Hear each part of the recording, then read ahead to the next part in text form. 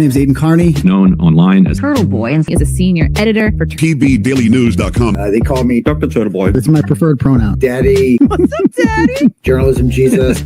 Timothy Carney. The one and only Turtle Boy. Turtle Boy. What's up, Slick? The doctor is here. This guy's a bad motherfucker. That's quite the intro. I've broken a lot of major stories. I've been doing it for about 11 years. I used to be a high school teacher. Turtle Boy has changed a lot over the years. I was once a blogger, but now I'm much more accurately known as an award-winning journalist, a satirist, and an activist.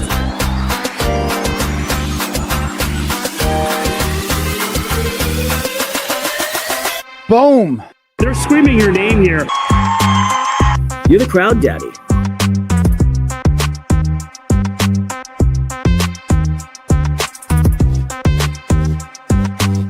Crazy. People either love me or hate me. Listen, Turtle, all right? But either way, they're watching. Don't make such fun of the criminal justice system.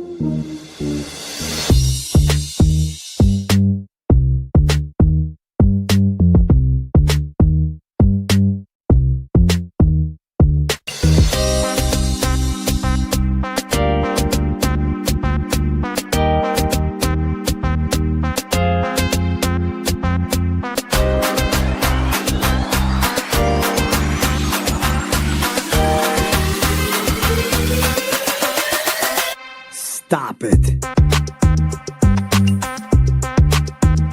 I'm never gonna stop. This fight's just getting started.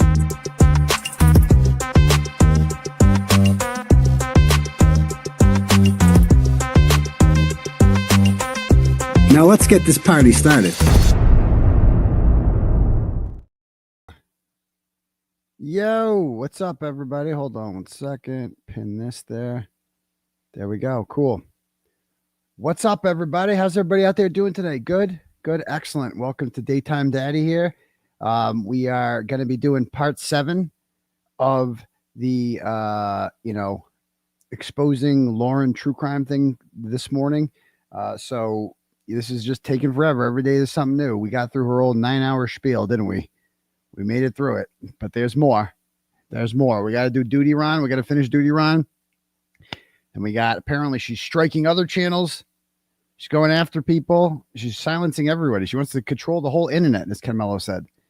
And we just can't be having that because free speech is really important. Can't be having that. So we got to keep talking about this, keep exposing this. I'm surprised she hasn't tried to strike me yet. That's shocking. I mean, she kind of kissed my ass a little bit, but it's not working. Sorry. I don't do ass kissing like that. I see through manipulative behavior, and that's manipulative. So yeah, we also have to get to the new response she had with Dr. John, big Brad Pitt fan. So, all right. In the meantime, if you guys want to have your messages read, your thoughts about this matter or anything, I guess, read out loud to the class, you can click at the link at the top for Turtle Chat. You can pay whatever, say whatever, and I will read your message out loud to the class. Periodically, I'll take a couple breaks during the show, and we'll do it that way. So anyway, welcome aboard. By the way, smash that subscribe button if you're new here, please. That would be cool. We lost a lot of we lost like 1,500 subs, I think, in the JFK wars, but we have since emerged victorious. We've got a lot of them back, and we are up to 163,952. So we are 48 away from 164,000. It's a random number, but let's do it because we got 1,226 watching right now. I bet you 48 of you haven't hit that subscribe button. So go ahead. Do it. Please be kind to Duty Ron. He just announced he was diagnosed with 2 additional cancers. Well, I'm sorry about his cancers. Like, I get it. Okay. It's like, I'm not being mean to Duty Ron. I'm just criticizing him. And come on. I understand he has cancer. I'm sorry about that. As somebody from a family where cancer runs rampant through my family, my mother died from cancer. My aunt died from cancer. My uncle has cancer. Everybody gets cancer in my family. So I understand cancer. Let's not hide behind cancer. Okay. That's fine. If you want to tap out, if you want to just, he went in and defended this woman. and he's continuing to, and that's his choice. So if you want to enter the arena of the drama arena, that's basically what he did. He entered the drama arena, right? Then, because that's what all this is. This is not a crime. This is nothing. This is drama. He entered the drama arena. It's sorry about the cancer, okay, but you don't just get to take shots at people and then no one fires back. Like he perpetuated lies. And it needs to get called out. So there's that. All right, cool. Do I got to do the eyebrows again? All right, hold on. I got to do the eyebrows since we're going to get started. Hold on. We're going to jump right into it. Hold on.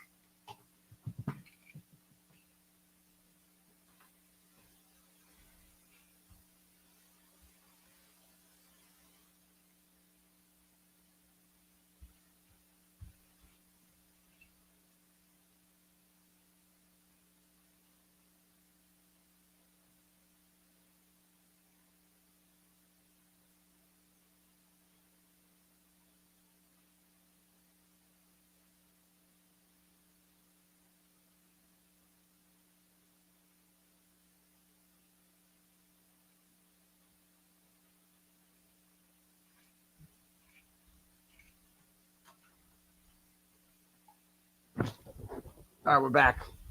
And I'm all upset. So let's just jump right back into this, shall we? So last night on the show, we were watching Duty Ron and her. So we got about 30 minutes left of that. We're gonna jump right into it. And let's do it that way. Also, you can cash at me at $ Uncle Turtle Boy if you want your messages read there. The turtle chat is at the top. Let's do it. Let me find it.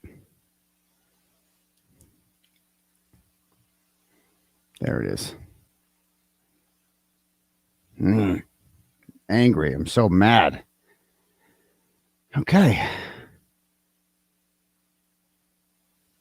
Let's continue.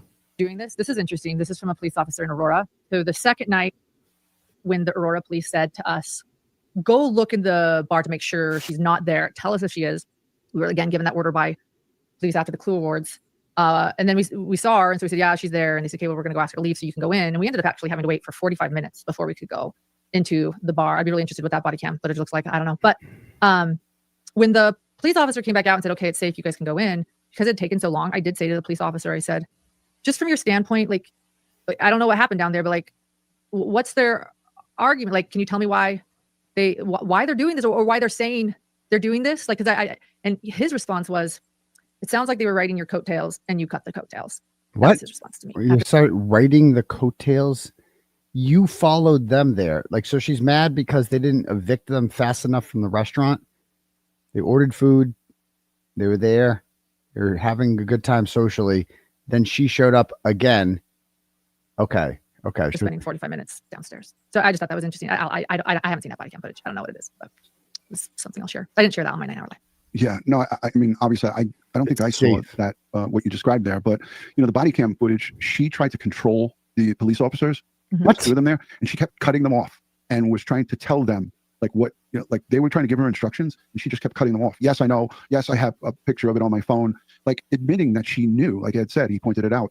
She knew that this order was in place, but yet still took it upon herself to go there. If you're a law-abiding citizen, you're like, oh, hell no, I'm not going to, oh, there's a puppy.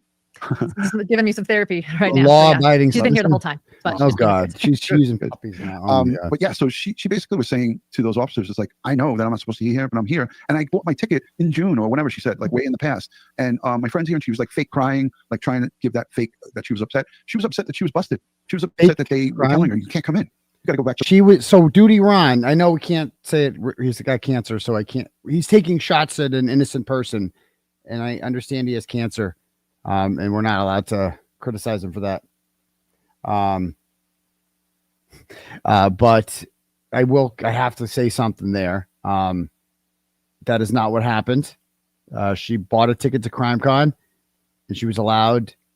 She had no idea that Lauren Matthias was going to be there. She went, she found out when she got there that Lauren Matthias decided to show up exactly where she knew that Christina would be, despite the fact that she's in fear. So yeah, I mean, so that's just wrong, Duty Ron. You're wrong.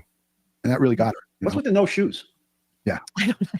I don't know. Who goes and walks around a convention hall for a conference with no shoes? I don't know. And honestly, I was actually very Oh. scared to. You can see in the photo, like I was sitting at a table, a high top Scared. table. I've been there for a while. I was scared. And I knew that she was there. People were telling me she's there, she's there. And I looked and I saw, I was like, oh my gosh, she's there. I actually wasn't about to get up because I was just like, why is she here? So I just sat there and I didn't really, but other people were telling me she doesn't have any shoes on. She doesn't have any shoes on. And then she got a camera. I mean, it was just so, I don't know. What were you scared of? You're laughing. Let's listen Questions we want to have answers. So sorry. Yeah. People can ask me questions. I want to listen to this. I want to show everybody this interaction that I was talking about that kind of icked me out. This is at the Alec Baldwin trial. I want to play it. This is one of the many reasons people are coming. Christina, do you want to do an interview? Do you want to do an interview? What? I'm just here for you. I'm just here for you. just here for you. This is also Christina. Christina and I were at the Daybell trial together, and so you were here. I'm here for her. Just moral support. Moral support. Just kidding. Here, No, I'll see it too. you want to see? Yeah, and you're Let's interested. see. Yeah, let's Yeah. see. I mean, I feel like you should show our conversation last night about how I feel. I did. Yeah. So, well, that's a great example. I will share a little bit, but I won't share. Wait, is that Lauren? Oh, this is Lauren. And this is at the Daybell trial. And so she's getting along with her there. Okay. Okay. So, well, do you want to share how you feel? I was like, why don't you Here's share? the deal. Why do I? If you're here, I went to CrimeCon, basically for you because you couldn't go. Just kidding. that is true. Actually, my ticket that's actually someone gifted me went to Christina. Gifted to me. Because I couldn't end up going to CrimeCon because I wanted to stay for the full Chad Daybell trial and the sentencing, which happened during CrimeCon. So Christina, who I met at a Hidden Gem, who I met at the Chad Daybell trial, went in my place. All right. Okay. I'm on live right now explaining why you need to come because you're my. She's trying to explain about the gun. I don't even want to hear about that. She was doing the whole.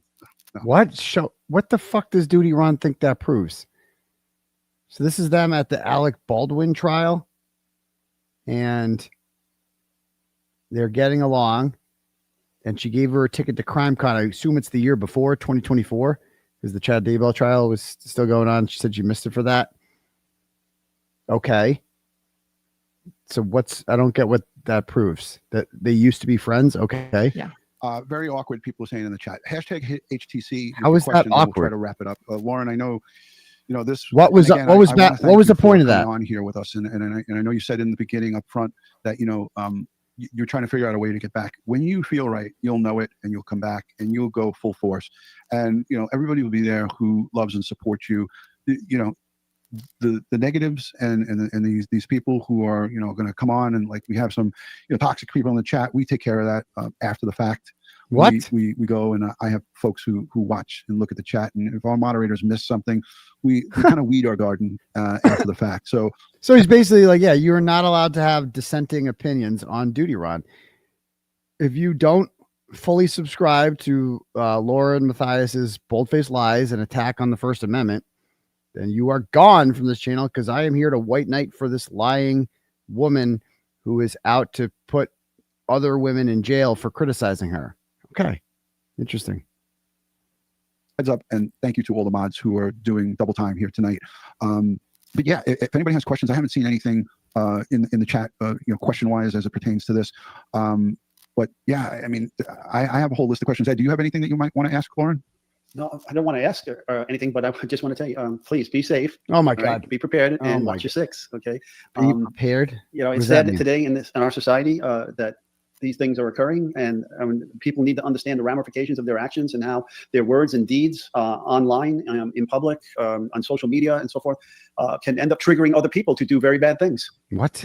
Thank you for saying that again. That's important too. I think maybe that was something I didn't emphasize enough on my live, is it wasn't just what I felt was threatening from her. And again, feeling threatened is an emotion, whether you think she was or wasn't. I felt threatened. I still feel threatened. I currently feel threatened. But when somebody's also reaching out and instigating more people to be upset at you, it gets even scarier, because what if the threat ends up not being her, but a person from my past that I've been trying to stay away from, and she contacts them and riles them up. And what if she contacts someone from my past? How many people in your past hate you? Why are there so many people in your past that you are in fear of physical harm from? And why are there so many? I'm sure the fact of the matter is she's not. If she is in fear of physical harm, she is delusional. But it seems like, why? So you're worried this woman might contact other people who know you, and you think that should be illegal? That's something you're scared of, is people getting together and kind of bonding over talking shit about you? That's what you're worried about? Okay. I've now learned from multiple people through a police report. So that false police report, I actually learned that she reached out to my ex-contractor. From Lori Hellis, I learned that she reached out to her. I'm learning from people that she, from a national TV producer, I learned that she reached out to her. And so when you start reaching out to people to say, I'm terrible, and you're, like I said, you're getting the ball rolling. Where do the threats end? Like, who's angry at me? Who's not? I'm very scared. I'm still very scared. And why does the husband have to be brought into this? That's the crazy part. I can't. Like, why does your husband have to be brought into this? Because he's fat and annoying and doesn't shut up and inserts yourself into the middle of this and is just an overall douchebag. We haven't even gotten into him yet. And he's also a business partner. He's helping propagate this lie. And he wrote an affidavit talking about how scared he is and how he's dying. And his morbid obesity obviously has nothing to do with the fact that he has any health concerns. It's actually this woman's TikTok that's causing him to die. Maybe that's why people are slightly criticizing him, because he's the most obnoxious person. If you think she's bad and you think Grayson's bad, wait till you see Dr. John. In my looking at this and what you've discussed in that 9 hours of live streaming, I'm sure that as a team, the decision to cut ties with any contractor at any given time, you guys talk about it together. But the angle of going after your husband, the vile, we didn't even touch on it, your brother, who died from a traumatic brain injury, right?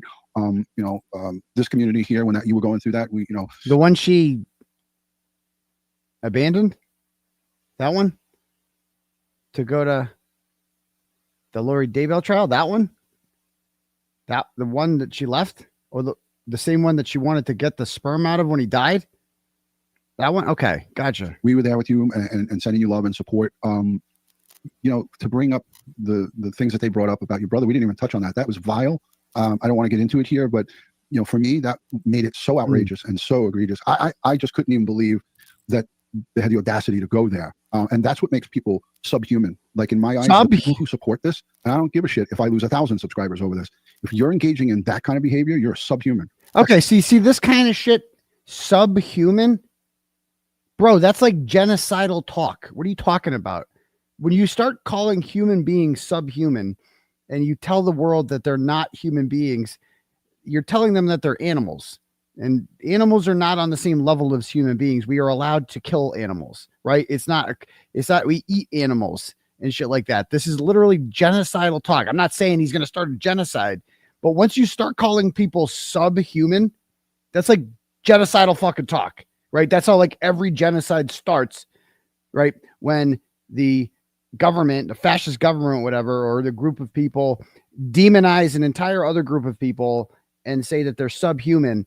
And then people don't feel bad about getting rid of them. And like Rwanda, they called the Hutus called the Tutsis cockroaches. They're cockroaches, and you kill cockroaches, right?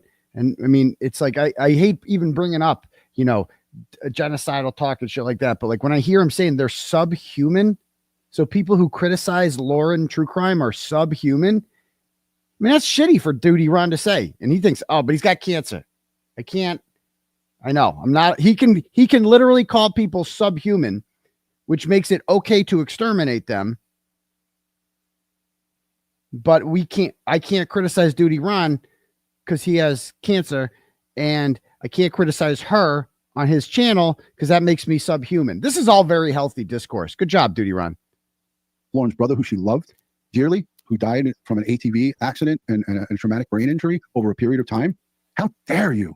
How dare you? How allegations or accusations of anything that had to do with your brother. Easy, Greta. That is not your family. Stay the fuck away from that. So when people do stuff like that, it's just outrageous. Guilty of crime. Jay, thank you for being here. She says, #Lauren, what's next for you? Will you refile? A valid question and a good Here we go. What you gonna do? To be determined. I know that both of you have shared with me what you think I should do. Yeah, I might. But I might take a different approach this time. Maybe federal. I don't know. We'll see. What does that mean? Maybe federal? Maybe federal? Does she even know what that means? You're asking for a simple order on somebody, a stay away order, essentially. The Nevada or Utah version of a harassment prevention order. That's what you're asking. These are simple things that you get in district courts. That's it. They're simple freaking orders. It's not a federal crime. You don't just like, well, I didn't like the way things went with this judge in Utah, so I'm just going to walk into a federal courthouse in Salt Lake City or something like that. or Las Vegas or Carson, whatever the hell the federal courthouse is around there. And we'll just try it with a different judge in a federal courthouse. What does that mean? What does that mean? I mean, this is insane. What does that mean? Hey, I'm going to refile. Oh, I dare you. I dare you to do it. Put it this way, Lauren, if you refile, if you do something, it's not going to be law and crime that's applying for the pool camera. It's going to be me. I'm going to be there and I'm going to get it all on video. Okay. Where I'm going to stream it. So go, I dare you to refile. I dare you to do it. Please give it a shot. Awesome. Thank you for answering that. Another person asked a question, and I'm not sure if you want to go there, but they made a reference in the chat's moved quickly, so I lost it. They asked about if you know or if you have an idea of how Law and Crime Trial Channel got a hold of your story, and was Anjanette Levy involved in it? And they mentioned that in the yeah. I have no clue. I know that people have brought up that one creator named Lori Ellis shared that she was with my stalker, and Anjanette Levy was there. I don't even know if Anjanette Levy was talking to them though, so I don't want to pull her into this. I don't know. Maybe she was standing up for me. I don't know. All I know is that allegedly the three of them were together at CrimeCon when my stalker was actually the second night after the Clue Awards. Not the night that the photo was taken, but the next night. Got it. I think I saw Megan. Yeah, Anjanette Levy knows Christina. I've talked to Anjanette Levy before. She had no idea that this woman was just going around dragging her into it for some reason. So she was seen talking to this woman, and she's not allowed to do that, apparently. Okay, sure thing. Connor in the chat. Megan, do you have anything? Because I actually invited her to come on, but she was doing the live stream before this. So maybe you know how that goes. You get kind of talked out when you do a live stream before. So I had invited her to come up and maybe come on and give a little bit of her, because she said she was there with some of the stuff that you went through with you during some things she mentioned to me, because her and I talk as well. Cool. So Megan said, I was there to witness some of this stuff. So that's why I thought, as my detective mind was going, I was like, well, this is good, because this is somebody who's a third party that, yes, she's one of your friends, but you met her through this business. She's not somebody who's been your childhood friend. Right. And I thought that she would be good. So is Christina. That you just described Christina. You just described Lori Ellis. You just described everybody who's opposing her. And you want this person on, not because they're friends with her, but because they are aligning with her. That's it.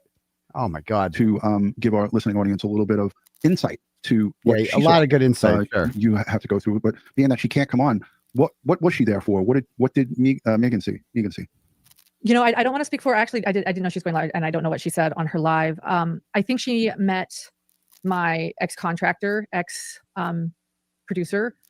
And so I assume she has thoughts from that. And then Megan was a support while I was starting to sort of realize that I was being sort of shunned, like something was going on, the Whisper campaign. She was around during that and really angry.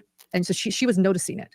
And feeling the effects of it a little bit too is odd. There was sort of like this partisan, I don't know, it was weird. And so I think she saw that happening, and she saw the fear as it began, because it was when everything started, it was at one of the Lori Daybell trials. And so she was present, and I think she felt and saw my fear. And I had mentioned getting a threatening voicemail, and it started to snowball really fast. And it was starting to get really scary, just like as things were. She felt it, guys. She felt the fear. She was at the Lori Daybell trial. And she wasn't scared of Lori Daybell, the murderer. She was scared of the woman who's sitting there at the trial and making TikToks about her. That's who she's scared of. She's petrified of her. She could smell it. It was the smell of fear. That's a new one. She could smell it. She could smell it in the air. Ooh, I smell fear. Ooh, it's everywhere. I smell fear. Somebody go get Dr. John. He'll save me. Come here, Dr. John. Talk about your emotions for a little bit. Come on, John. And I didn't know what was going on. And I think that Megan probably saw a lot of that happening. And, someone else that did was Susan Hendricks. Like, she was there from the beginning too, and like saw sort of like the shift of everything, what was happening, and how it's honestly never been the same since. It just keeps getting worse. It's sort of like, just ignore it. We're good. You get over it. But it has gone on for months and months and months. The problem, the danger, and Ed, I know you can jump in on this. The TikToks just don't stop. It doesn't go away. Oh yeah. It just snowballs. And it doesn't go when away. you ignore somebody like this, they go next levels. It just continues on until they can get a response from you. So going the law enforcement route was, and she got a response. She got a 9-hour cringe, embarrassing thing. I had no idea who Lauren Matthias was before this. Now she's like going to be a Ratchet Madness next year. She certainly has made a name for herself doing this. There's no doubt about it. the proper route to go. Good job. And getting representation. So quick pat on the back from us. Look at her. Look at her eyes. Retired law enforcement. Anybody that's out there. So look at her reading the somebody is chat. Making Look at her you feel reading the uncomfortable, chat. No matter what it is. It doesn't matter what level it is. If you're just causing your day to day to be impacted, and you are afraid to go outside and so forth, you have to document that, because without paper, without it, you have to if you're afraid to go outside, you have to document that. So what's she afraid of? This woman has never once come to her house. Nothing like that has ever happened. And if you're afraid to go out, yeah, you do need to document that for your shrink, not for law enforcement. They don't need to hear about that. That's retarded. They're just going to be like, I'm sorry, miss, we're the police. We're here to arrest bad guys and solve crimes and shit. And you're looking for a shrink. That's what you need. So yes, she should document that for her shrink and tell them, I'm clearly lost my mind. I'm delusional. I'm afraid to leave my house because of a TikTok, a woman for no particular means or anything like that, with no violence history or anything like that. She makes TikToks about me, and I'm afraid to breathe oxygen outside. So yeah, I think you need help of somebody who's not the police. But go ahead. being documented and a report being done, then it's your word against theirs. Yeah, her husband. You have to screenshot and save everything. You know, you and Grayson are doing it, and shout out to Grayson for being a good support. Okay, system. so this is a good question. If this was your wife, would you not support her? Okay.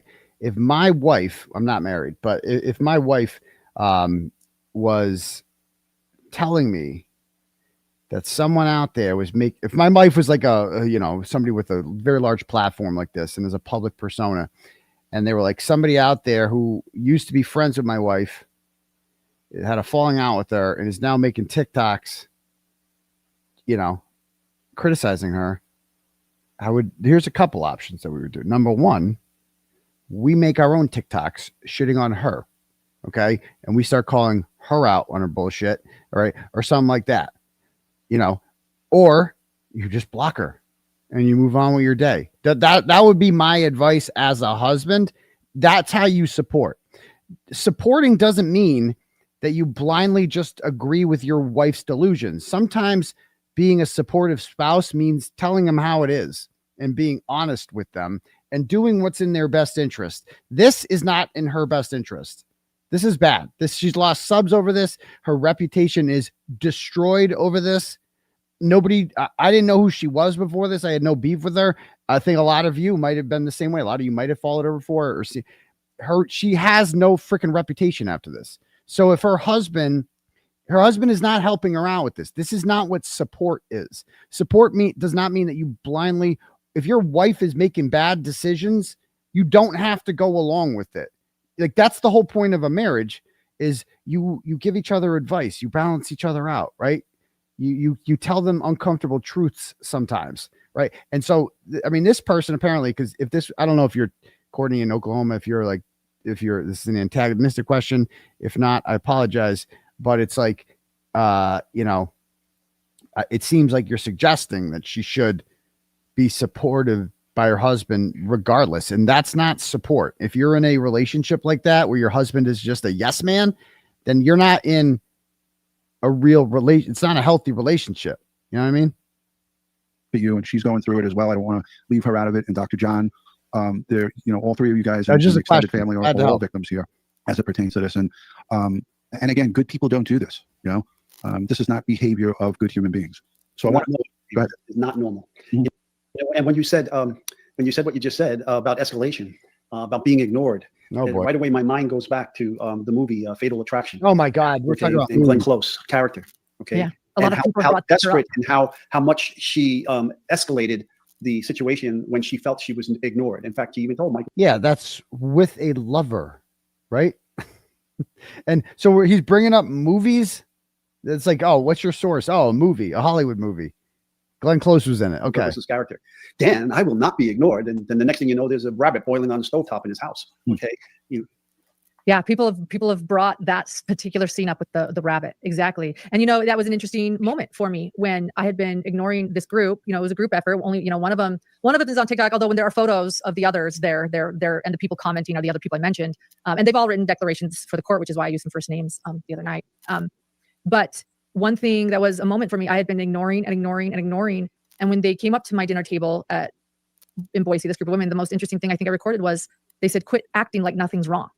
Like, they were angry that I wasn't responding. And then their declarations for the court, which I actually couldn't get to because it would have been on an 11-hour live, so I still have that. But they state that I am trying to provoke a confrontation by being in their space. You are. Even though I'm covering these trials and they're actually just, they attend them. Oh, there it is.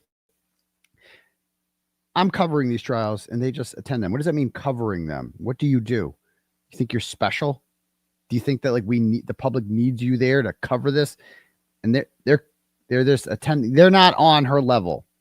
They're just attendees and she's covering it, which means making it all about her and leeching off the victims' families and using them for clout and content, etc. Okay, cool. One of them, my ex-contractor goes for work, but quit acting like nothing's wrong. That was their beef. Right. And I had sent one of their friends, an ex-contractor, a cease and desist, which has nothing to do with them. And it's, business is business. I'm sure you've sent them before too. Yes. So. There's different levels to this and no two are the same. But again, I showed the most extreme version of it. And I thought it was important to put that out there as a PSA and also to anybody, whether you're a creator or just someone who has an online presence.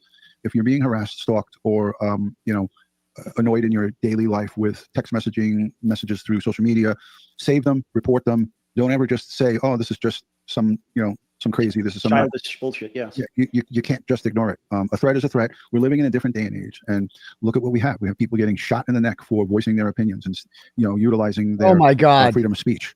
And you have politicians and others who, so once again, constantly comparing herself to Charlie Kirk. This is insane. Are getting firebombed at their home. The Pennsylvania governor. Oh my God! I could just go down a whole list of people, and this type of behavior incites violence. It may not be the exact person that's doing it. It may not be Christine. This type of behavior does not incite violence. Okay, somebody making a TikTok threatening to expose another person does not inspire violence ever. You can never show me a situation where somebody used TikTok to expose another person, and then that TikToker went and killed someone, or somebody watching those TikToks went and killed someone. You can't do it. It's like, shut up, Duty Ron. But it could be someone that's within that massive group or however size it is. I don't know the reach. Full disclaimer. Until the 15th, when Lauren did this video, I knew none of these names on this list. I don't know Christina. I don't know Lindsay. I don't know Lori Hellis. I don't know Janice. I don't know who the hell these people are. But I did come to look at Christina and her activity, and it was not normal. This is not someone who's been fired from a job or dismissed from, being a general contractor. Many people not normal hire about you and fire you as. What's not normal about her behavior? She had a falling out with somebody and she's talking shit about her on the internet. Welcome to like every woman's reality. Like, what are you talking about? I mean, welcome to my reality. There's a thing called the Isle of Unfuckable Misfit Losers, where they all run to Krusty Panties every time they have a falling out with me, and they just form a bond over we all have Turtle Boy derangement syndrome together. What are you talking about? That's not normal. Turtle Boy derangement syndrome is not normal. Like waking up every day. And what she's doing isn't normal either. Going on a woman's TikTok to look for shit that upsets you every day. That's not normal. Being this upset and unable to sleep, right? And your kid has malnutrition, and he thinks somebody's coming to his house to kill mommy. That's not normal. That's what's not normal, Duty Ron. Business moves in different directions. Just take it and move on to your next, form of income, and just leave the people alone. So I want to just end by saying, Lauren, I support and we stand in solidarity with you and your husband and your family. Anything we could do as far as advice or anything, you always have my platform. You have a huge platform as well, and a lot of great true crime gems there over at Hidden True Crime. During the Richard Allen trial, it was great collaborating with you, and we look forward to doing it in the future. But you have my number, you have Ed's number. You can reach out to us at any time. For those of you who disagree, it's always okay to disagree. It is. Wait, it is okay to disagree and to not like me. That's okay. What? It's okay. You're literally nuking comments in the chat that disagree. What are you talking about? What are you talking about, Duty Ron? You're literally telling him it's not okay. With that. But be respectful. Yeah. One thing I want to thank Megan too. I was thinking of the past at the trial, but I want to say too, she was with me in the bar that night at CrimeCon. I was thinking the past, and I'm a little shaken tonight, but as it went on, I was like, wait, she was also with me recently. So she was there for a lot of it. She mentioned it tonight. So that's why I mentioned it. And again, we understand that, your cage has been rattled and you're not on your A game, and rightfully so. I understand that, but know that you have more love than hate. There's more people who love you and appreciate you. I don't know about those who know what you're doing, who have been around you for a long time. I mean, look, there's people here in the chat that have bad things to say about Ed and I right now for standing with you. Those are people who don't know anything about us, that do not know that we know the difference between right and wrong, and we call it out when we see it. Some people might what? not like what we call out, but at the end of the day, we both could lay our head down on our pillow and know that we did the right thing. Yeah, so you're real. On behalf of Crime Time with Duty Ron and Ed Wallace, we want to thank Lauren and the Hidden True Crime community. I hope you guys consider hitting the subscribe button, hit the thumbs up on both channels, the Hidden True Crime and Crime Time with Duty Ron. Here, I'll link Lauren's channel in the description. Again, I'm a subscriber and a member over there, proud member. And I'm really only a member of a handful of YouTube content creators. So you pay her because you have to really, it's hard to support a whole group of people, but I do the best that I can with subscribing. But becoming a channel member is another step, as you know, and it's a level of support that is always appreciated. So thank you, Lauren, for being here. I'll give you final words. Yeah, go ahead. Let's hear it. No, thank you for having me here. I'm sorry if people disagree with what I did. But like I said, I'm okay if people disagree, but please let's do it peacefully. And like I said, I want to thank you for being a safe space to jump on. This is my first appearance on YouTube since I did a 9-hour live. And by the way, I never thought that was going to be a 9-hour live. I knew that I was going to get through all the information I needed to get through. So I had the information. I thought it was going to be long. I thought it was going to be 4 hours tops, but it was adrenaline, necessity. So adrenaline. And if I was going to do it, I was going to do it right. I was going to be honest. I was going to be vulnerable. I was going to share it. So I just, like I said, I'm going to keep I have to work. This is now my work. And so I will be back, but it was sort of like the aftershocks of doing that live. There's like, hold on, I got another call. I was texting. A lot of this, you said, like necessity and adrenaline and fear and panic. And so I've just been sort of like regrouping. John and I do plan to talk about it further. It may or may not be on YouTube. It might be on Patreon. Like I said, I'm sorry. We feel better behind a paywall. We do. It is what it is. When this happens, that happens. John never sought out to be a part of this, something like this. He just wanted to share his knowledge with the world. Yeah. So, but we'll be back. I actually think I'm going to record an episode tonight. And I do want to encourage our gems to subscribe to YouTube because, yeah, I chose you for a reason. Thank you for being so victim-centered. Thank you for being such a dear friend. Thank you for being such good people, both of you. Please, support Duty Ron and his channel. And thank you for supporting us. It means a lot to us. Okay, thanks. You're very welcome. And it was our honor and our privilege to have you on. And I know that we didn't get to everything because there will always be these unanswered questions. Like, look at this super chat. Carrie Marie, thank you. She said, thoughts on being friends with fans? I will be right back. I got to take a phone call real quick. Hold on. Don't go anywhere.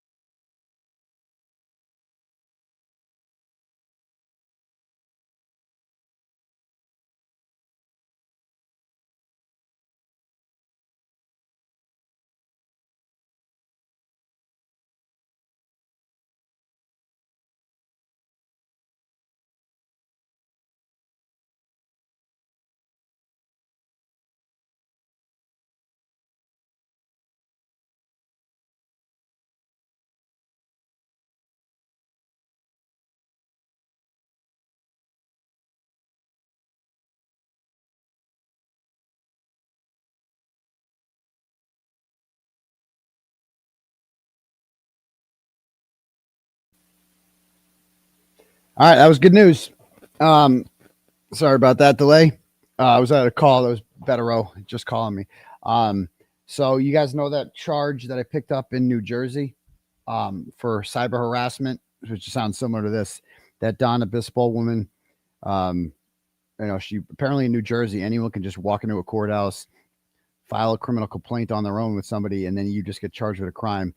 And then you have to travel to New Jersey on November 17th to be arraigned, and you're out on bail. And that's what happened. So that's what happened. So we just got off the phone apparently with the prosecutor in Passaic County, New Jersey, because I was supposed to be arraigned in Paterson, New Jersey for cyber harassment. If you guys are unfamiliar with the story, this woman, I wrote about this woman after she was scamming or appeared to be scamming people by claiming that she was donating a significant amount of her profits to the Free Karen Reed Legal Defense Fund and my legal defense fund off of these t-shirt sales on overpriced garbage. And I called her out on it. And so she tried to get me charged with a crime for writing an article on her. And we just found out after speaking with the prosecutor in Passaic County that they are declining to press charges against me for cyber harassment in Passaic Superior Court. So I will not be going to Paterson, New Jersey on November 17th to be arraigned for a crime because they are not charging me with that crime. They are referring the case, apparently. I don't know how New Jersey works, apparently. They are referring the complaint, the citizen complaint, to Wayne, New Jersey. It's a town, I think, in Passaic County. Whereas the Superior Court is in Paterson, so this would be like their version of a district court. So it is being referred to there. So that does not mean that my legal issues with this individual are necessarily over. We're going to have to figure out what's happening with the district court one. But I am not being arraigned in Superior Court on the 17th. So I'll not be having to travel to Paterson, which means I can go to Pittsburgh, which is great because I was going to go to Pittsburgh for the Notre Dame game with my son, and I had to cancel it. Can you believe that? I had to cancel it because I had to go to court in Paterson, which is a dump, that weekend instead. And so I don't have to do that. So, if you're arraigned in Superior Court, you got to be there in person. It's a more serious court. And whereas if I am charged with a crime, because I'm not out of the hot water, I'm not out of the water yet. If I'm charged with a crime in Wayne in district court, it could be virtual. So that's the big thing with this is the inconvenience of like going to New Jersey. So, hey, we'll take it. We'll take it. And as it should. I'm not here to like spike the football or be like, yeah, I won. I mean, it was outrageous that it happened in the first place. It never should have been brought. And I'm glad that the prosecutor's office in Passaic County, New Jersey was able to actually read the affidavit that she submitted and realize that what I'm being accused of here is not criminal. This is a case of hurt feelings. It's very similar to the Lauren Matthias situation. So there we go. All right, back to business. In the future, maybe the NDAs for contractors. Yeah, no, that's a great question. So yes, NDAs are now a part of anyone and everyone that works for us. Like I said, I actually grew really fast. And I didn't understand. I was too friendly, and being friends with fans in the future. Yeah. What? That actually is a part. I sort of talked about that on my live. Oh yeah. It breaks my heart because I love people. Oh yeah. I love people's stories. You're a big people I love person. talking to people. I love meeting fans at trials. I went to CrimeCon for many reasons and for work, but also to meet many fans of the podcast who requested I be there and who I had merchandise for to give out. Fans? Who's a fan? I love that because I don't get to meet everyone. And I am afraid that I am a bit changed forever. Oh my God. And that I don't know if TikTok. I will ever be that close to, I will continue to look forward to meeting fans, but it has definitely affected me at this time. Will she ever recover? Ed and I were going to go, and he was supposed to be in Morocco, so we had to cancel. Otherwise, we would have been there. But look, if you haven't changed your mind and you go next year to CrimeCon, we'll get a booth next to each other, and we'll provide free security, Ed and I. Oh my God, security! Yeah, it changes everything, and there's no doubt that you have to change everything that you're doing now because of this. And that's the world we live in, unfortunately. You can't take this stuff lightly, and when people do take this stuff lightly, sometimes there's an opportunity. So I want to end this on a high note, and I want to thank everybody for being here, the replay viewers, the super chatters. There's so many super chats. I'm going to do another stream again just to thank everybody. But Lauren, I want to thank you, Grayson, your wonderful husband, Dr. John, and the whole Hidden True Crime community for being here and being a part of your live stream and getting some of your questions out. And look, if folks have questions that they forgot to ask, the great part about the comment section is you can leave a comment and we'll answer those questions. If it's something that's pressing, I'll get it over to Lauren and I'll pass it along to Grayson and maybe she can answer them. So on behalf of Crime Time with Duty, Ron and Ed Wallace, I want to thank you for being here. Again, sending strength, prayers, and positive vibes to Lauren and her family. They need us now more than ever. Let's stand by them. Let's support them with positive vibes and energy. That's what they need. And anybody who loves and cares for them, that's what you should do. Ed, I know you have something to say at the end of all these things, so let's end it out with Ed Wallace. All right, folks, I want to thank you for spending your valuable time with us here. We know you can get your true crime fix anywhere you like on the internet, but this is a more serious issue than our standard cases that we normally They're real do. serious. And thank you for supporting Lauren. And please pray for sanity. Pray for her. Pray for Lauren. Bring this, our nation back to a sound and sane footing again. And as I said earlier, you don't have to accept what Ron and I say or anybody says, but you can respectfully agree to disagree. And it shouldn't bring about violence of any kind. It shouldn't What bring about violence? assaulting. It shouldn't bring about What harassing violence? or making threats. Okay, definitely shouldn't bring about murder. Okay, because you don't agree with what somebody has to say. That's just crazy. It's just not normal. Okay. Well, thanks again, folks. Thank you. Thank you, guys. Cool. Lauren, we'll speak soon. I'll keep in touch with you. And good night from New York City. We'll see you soon. Call us if you need us. Let's see what's in the comment section there. Let me see some comments. Are people shitting on them or what? I'm assuming he's like deleting. If the comments aren't overwhelmingly negative, that's how you know he's deleting shit. Because the comments should absolutely be overwhelmingly negative for this. Let's see. I have I have it on most recent. The key on going to the comments section is to sort by most newest first, because that's the stuff they haven't deleted. Hold on one second. I think Better was calling me again. Hold on.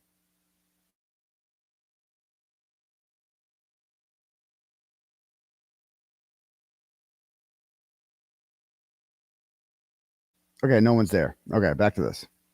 So yeah, I've unsubscribed. Word to the wise: never get in the middle of a dogfight. You always get bit.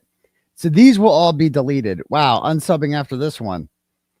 I followed you for years. This is one of the only things I disagree with you on. LM is a joke. She said nasty things about victims. Will you respond to the vast number of subscribers and viewers who will lambast you for supporting a bully? Unsubscribing. I thought Duty Ron was more objective. Why isn't the stalker been arrested? So you must be new here, pal. Okay. Why are you only seeing this from Lauren's side? She used her ticket to the same place. Exactly. You were cheated as I was. Kay's daughter's channel. Yeah, she struck Kay's daughter's channel. We're going to get to that. The judge strongly disagreed with several claims made in this video. That's why she dropped the case. Giving this a dude, this is the Turtle Boy effect. I mean, I'm not taking complete, other creators are obviously talking about this, but I feel like prior to when I first started getting into this, like prior to my thing, it was all like nothing but love. The BLTs of the world, were like, you know, all of a sudden coming out and being like, hey, you know, this is so wrong. What's happened to her? And the thing he made it about him, he took it down. He was saying, you know, this is what happens to us content creators. We're all victims. We're really not. We all put ourselves out there. I mean, I'm a victim of the state because they, you know, arrested me and put me in jail. But if the worst thing happening to you is that people are criticizing you, like, you'll be okay. You know, you'll be okay. We'll all be okay. And let's go to, so that's most recent comments. Then you go to top comments. Oh, and people 8 hours ago, top comment, please do the right thing and recant this. These are serious accusations and a real disservice to the laws that are put in place. Those who actually need them. Pretty bummed out. Watch, he's just going to dismiss the comment section as like the peanut gallery, you know, because that's what they always do. Oh, these people are idiots, you know. You're trolls. Not the same. Delivering flowers to her home, sending gifts, parking in her neighborhood. You know, she also documented dozens of phone calls. These are not the same. Look at all living with the consequences of not being liked and feeling the world turning against you is not a legal threat. Exactly. Dude, this is turned against them. Are you going to cover the audio from Lauren's hearing? I know he's reading these comments. So I guess he's not deleting them all. You know, how come he's not responding to any of these comments? I saw them. Oh, here's one he responds to. He gave it the heart. I am a hidden gem. I can't imagine who wouldn't love Lauren and Dr. John. I stand with Lauren. Thank you, Cindy. Okay. So that's the kind of thing that he responds to. Dude, this is all negative comments. I hope to God he is reading his own comment section, because this is pretty telling. Lauren, you have such a large support group. We love you, Lauren, Grayson, and Dr. John. Don't forget about Grayson. Thank you supporting here. I mean, what a cuck. Our pleasure. This dude wants to be the hero so bad. How about this one? I watched the entire 9 hours. While there was some redundancy that can be expected with any live event, after the 9 hours, I left with so much anger that this happened to Lauren and her family. Thank you for standing by her and understanding the level of bullying and harassment that rises. I had 16 years in LA, and this is just seriously troubling. It is criminal. Thank you for your perspective. Notice he doesn't respond to any of the... How about this? I've always enjoyed Lauren's work. I cannot imagine having ugly, hateful, or hurtful thoughts about her or her family. There are a lot of toxic haters out there. Notice he doesn't respond to any of the other shit. Oh, how about this? After watching Turtle Boy break this down today, I must say I totally have a different perspectives. See, this is the Turtle Boy effect, people. Like, I bring truth to the world. Then when I originally watched this episode, I still love Ron and Ed, though. Thanks for the episode. Thanks for sharing your thoughts. But no comments on it? You know, comments about, like, you know, what do you... I mean, don't you have any curiosity? Anyway. So yeah, there's that. Okay. I have one video here before we read a couple turtle chats here, and then get into the other stuff that someone just sent me. Apparently, Kay Woodcock, who is the sister of Charles Vallow, one of Lori Daybell's many, many murder victims. She's killed a whole bunch of people. But this is her ex-husband, who she had 2 kids with, who were killed. And yeah, he got killed too. And she did it all. And she's evil incarnate and fucking crazy. But so she's gone to all Lori Daybell's trials and stuff like that. And she's kind of well known. And remember, this is someone who Lauren is claiming to stand with, the victim's family, right? But I'm told that she put a strike on this woman Crush's channel yesterday. Somebody just informed me of this woman's channel. This is Kay Woodcock's daughter, which makes her Charles Vallow's niece, and makes them what? A cousin of Tylee and JJ, I believe. I think I have that right. I'm not sure. But anyway, that she put a strike on her because she has Crusha has turned again, who's a family member of a Daybell victim, Lori Daybell victim. And she has turned, so she's like against Lauren True Crime. And because she has criticized her, Lauren has struck her channel. And so she had a stream about it that has apparently been removed. And so I'm told that Kay Woodcock, who is the sister of Charles Vallow, has responded to this. Let me see if I have.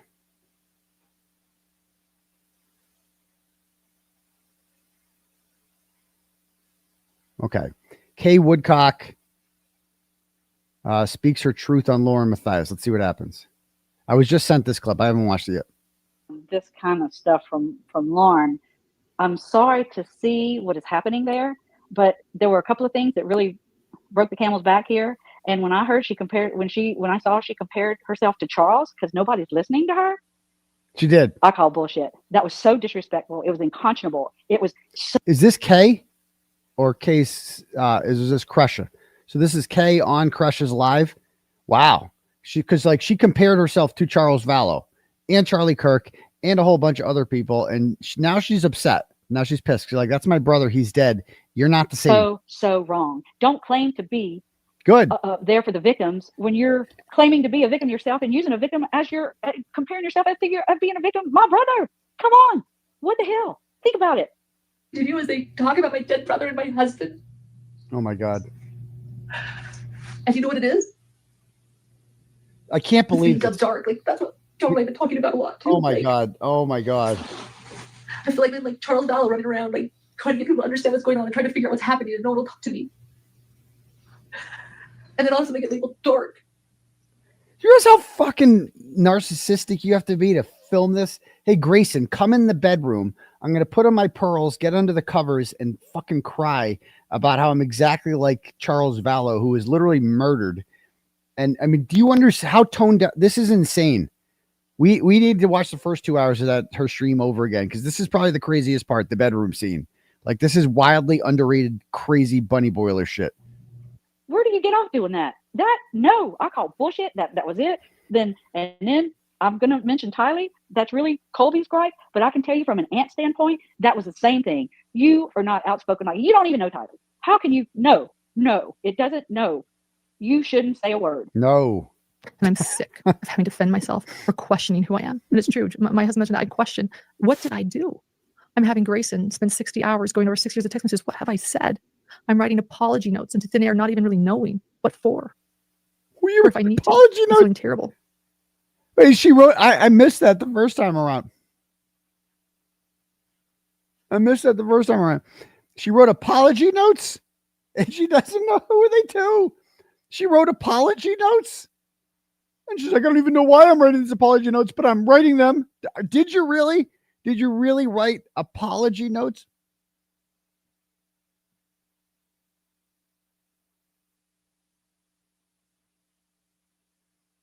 She's so mad. Look at her. Anyway, I'm not dark. Oh, you're dark. You know who else was outspoken? Oh, here we go. Don't say and said Tylee. things as she called it? Tylee. Oh my God. Oh. And that's what I do. Tylee is this. And if you're seeing some of my private message and text message, you're going to see it. Tylee is the teenage daughter of Charles Vallow and Lori Daybell, who was murdered by Lori Daybell and Chad Daybell and their hitman brother, who's also dead. Okay. And she's comparing herself to her. And then Lori Daybell, of course, blamed her daughter for killing her son. And they're fucking depraved. She compares herself to that. Okay. Anyway, I have no idea how long crime found out. No idea. I do not hurt people's businesses. I do not talk poorly of victims behind the scenes.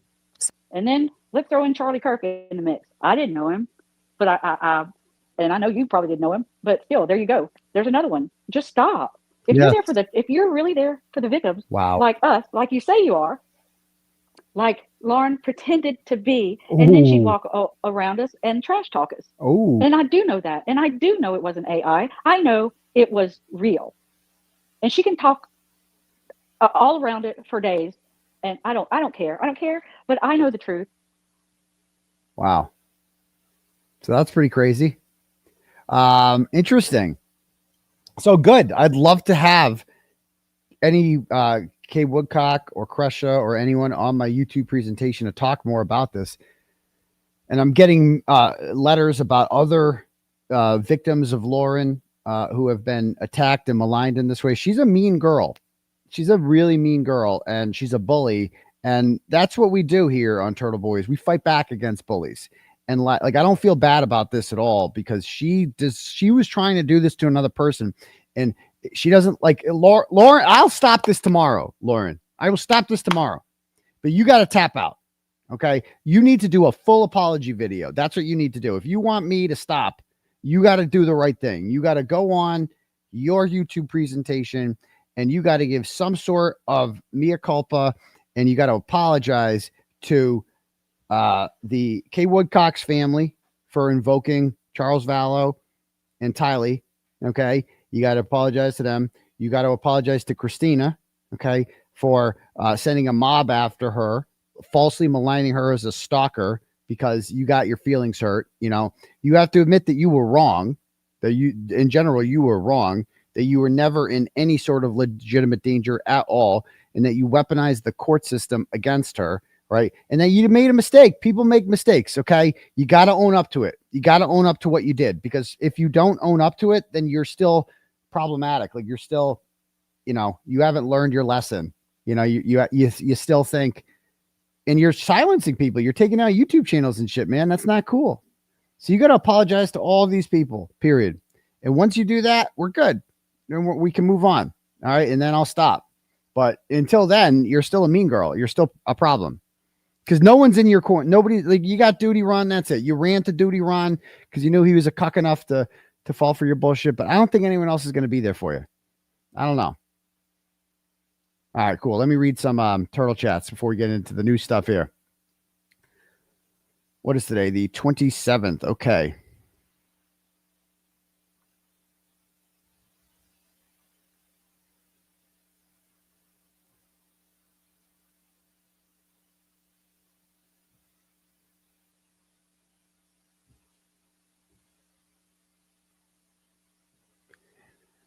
All right. I don't know which one of these I read last night. Okay. So Patty O sends $10 and says, random question. Do you ever sleep? Sometimes, I sleep like about 5 hours a night. I'm good with that. I just wake up and get going in my day, have my coffee, and then I'm ready to go. So, but thank you, Patty.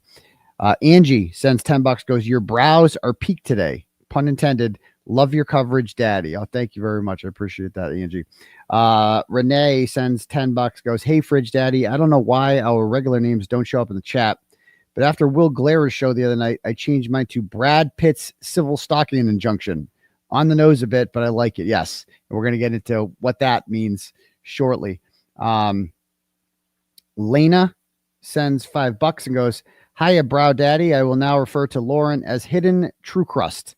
My family and I are having a Halloween party Friday. We're making a pot for, oh no, I already read that one last night. Thank you very much. Linda sends $10 and goes, I've been following you since Karen Reed's first trial. Just wanted to let you know, I noticed this morning I was unsubscribed from your channel. Not sure why, but people might want to check it out. Thank you for fighting for free speech. Well, that's interesting. Etc. And we just found out we just passed 164,000 subscribers. We did it. There we go. We did it, folks. So, yeah, feel free to keep hitting that subscribe button for me. And we're going to keep bringing out the content every day. That's what we do here over at Turtle Boy YouTube Studios. Okay, next. Sean sends $25, goes, hey, Eyebrow Daddy, I'm late to the show, so sorry if this has already been mentioned, but here's money to your legal funds. The lawyer is live right now, and his title is Turtle Boy. I can't wait till all your charges are dropped. Loving your eyebrows. He's live right now? Is that true? I know he did a show earlier with Betero, a premiere, talking about my charges. Let's see. Is he actually live, though, right now? Let's see. Oh, no, that was earlier. Okay. And I'm halfway through that. So I'm going to be watching that later. So thank you very much. Next.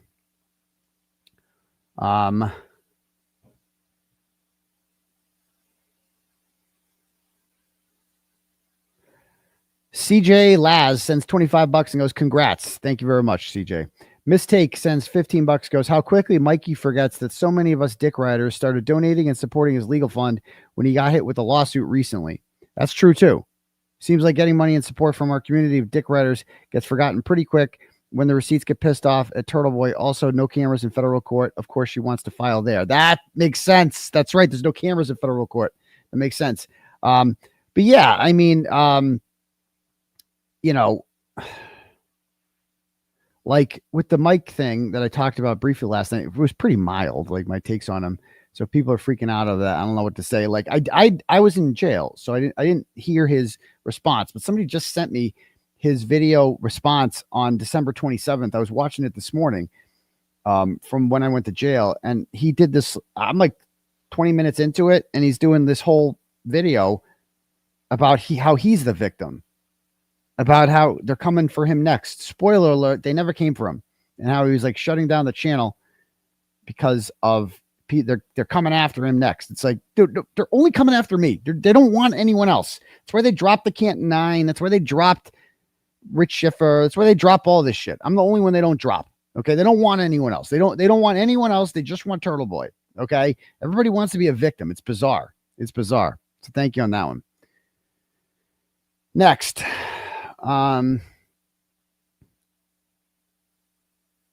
And I know that Mike does have a legal defense fund because he is being sued by somebody for defamation, and it's bullshit. Like that lawsuit that Mike is fighting is complete bullshit.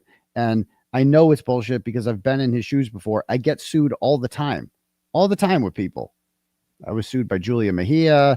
There's like, I think 7, Mike Gaffney sued me. I won that one. I win all the lawsuits that I'm involved in. I've never had a successful defamation case brought upon me, but they're expensive, and they're time consuming, etc. And I still have a couple open lawsuits, but here's the thing. I don't raise money for those on here because if I'm talking about the Cameron Reed content, I'm only going to raise money for legal defense fund related to the Cameron Reed case. That's all you're going to see out of me on here. So I wish him the best. I hope he's successful in that. I think it's bullshit and he's fighting the First Amendment and that's wrong. So I hope he wins. Felicia sends $10, goes, considering he's from the same area as Lauren, I think it would be interesting if you interviewed Brian from LV Cops to get his input on how he'd handle his situation and what the laws are in Nevada regarding the TikToks Christina made. That's a good question. I would also like his thoughts on the TikTok Christina made talking to a Nevada LEO about the legality of taking screenshots. I mean, that was funny. That guy was like stumbling around. He didn't know what was illegal about it. He's like, I don't know. We have a white woman complaining about shit. We have to do something. So Susan sends $5 and goes, I just started watching you over the weekend. Thank you very much. Welcome aboard. You're so funny. Appreciate that. Lauren is a vile person with an overinflated face. Keep doing what you do. Love from Texas. Love from Texas. All right. Cowboy up. Thank you very much, Susan. Meadow sends $10, goes, you had me at those eyebrows. Thanks for becoming daytime daddy and starting my day with a laugh. Thanks for all you do to bring us real journalism. My pleasure, Meadow. I appreciate that very much. Let me see here. A couple of cash apps that we have here. We got Alex sends $5 and goes, good morning and shout out from Oregon. Nice to see the ducks out there feeding the ducks. Nice. Thank you, Alex. James sends $15, goes, I have cancer, so I'll say it. Duty Ron is a sucker. Okay. I mean, if you have cancer, you've earned the right to say that. I don't have cancer and I still said it. Melly sends $10 and goes, for coffee or a bagel. Well, thank you very much. I appreciate that, Melly.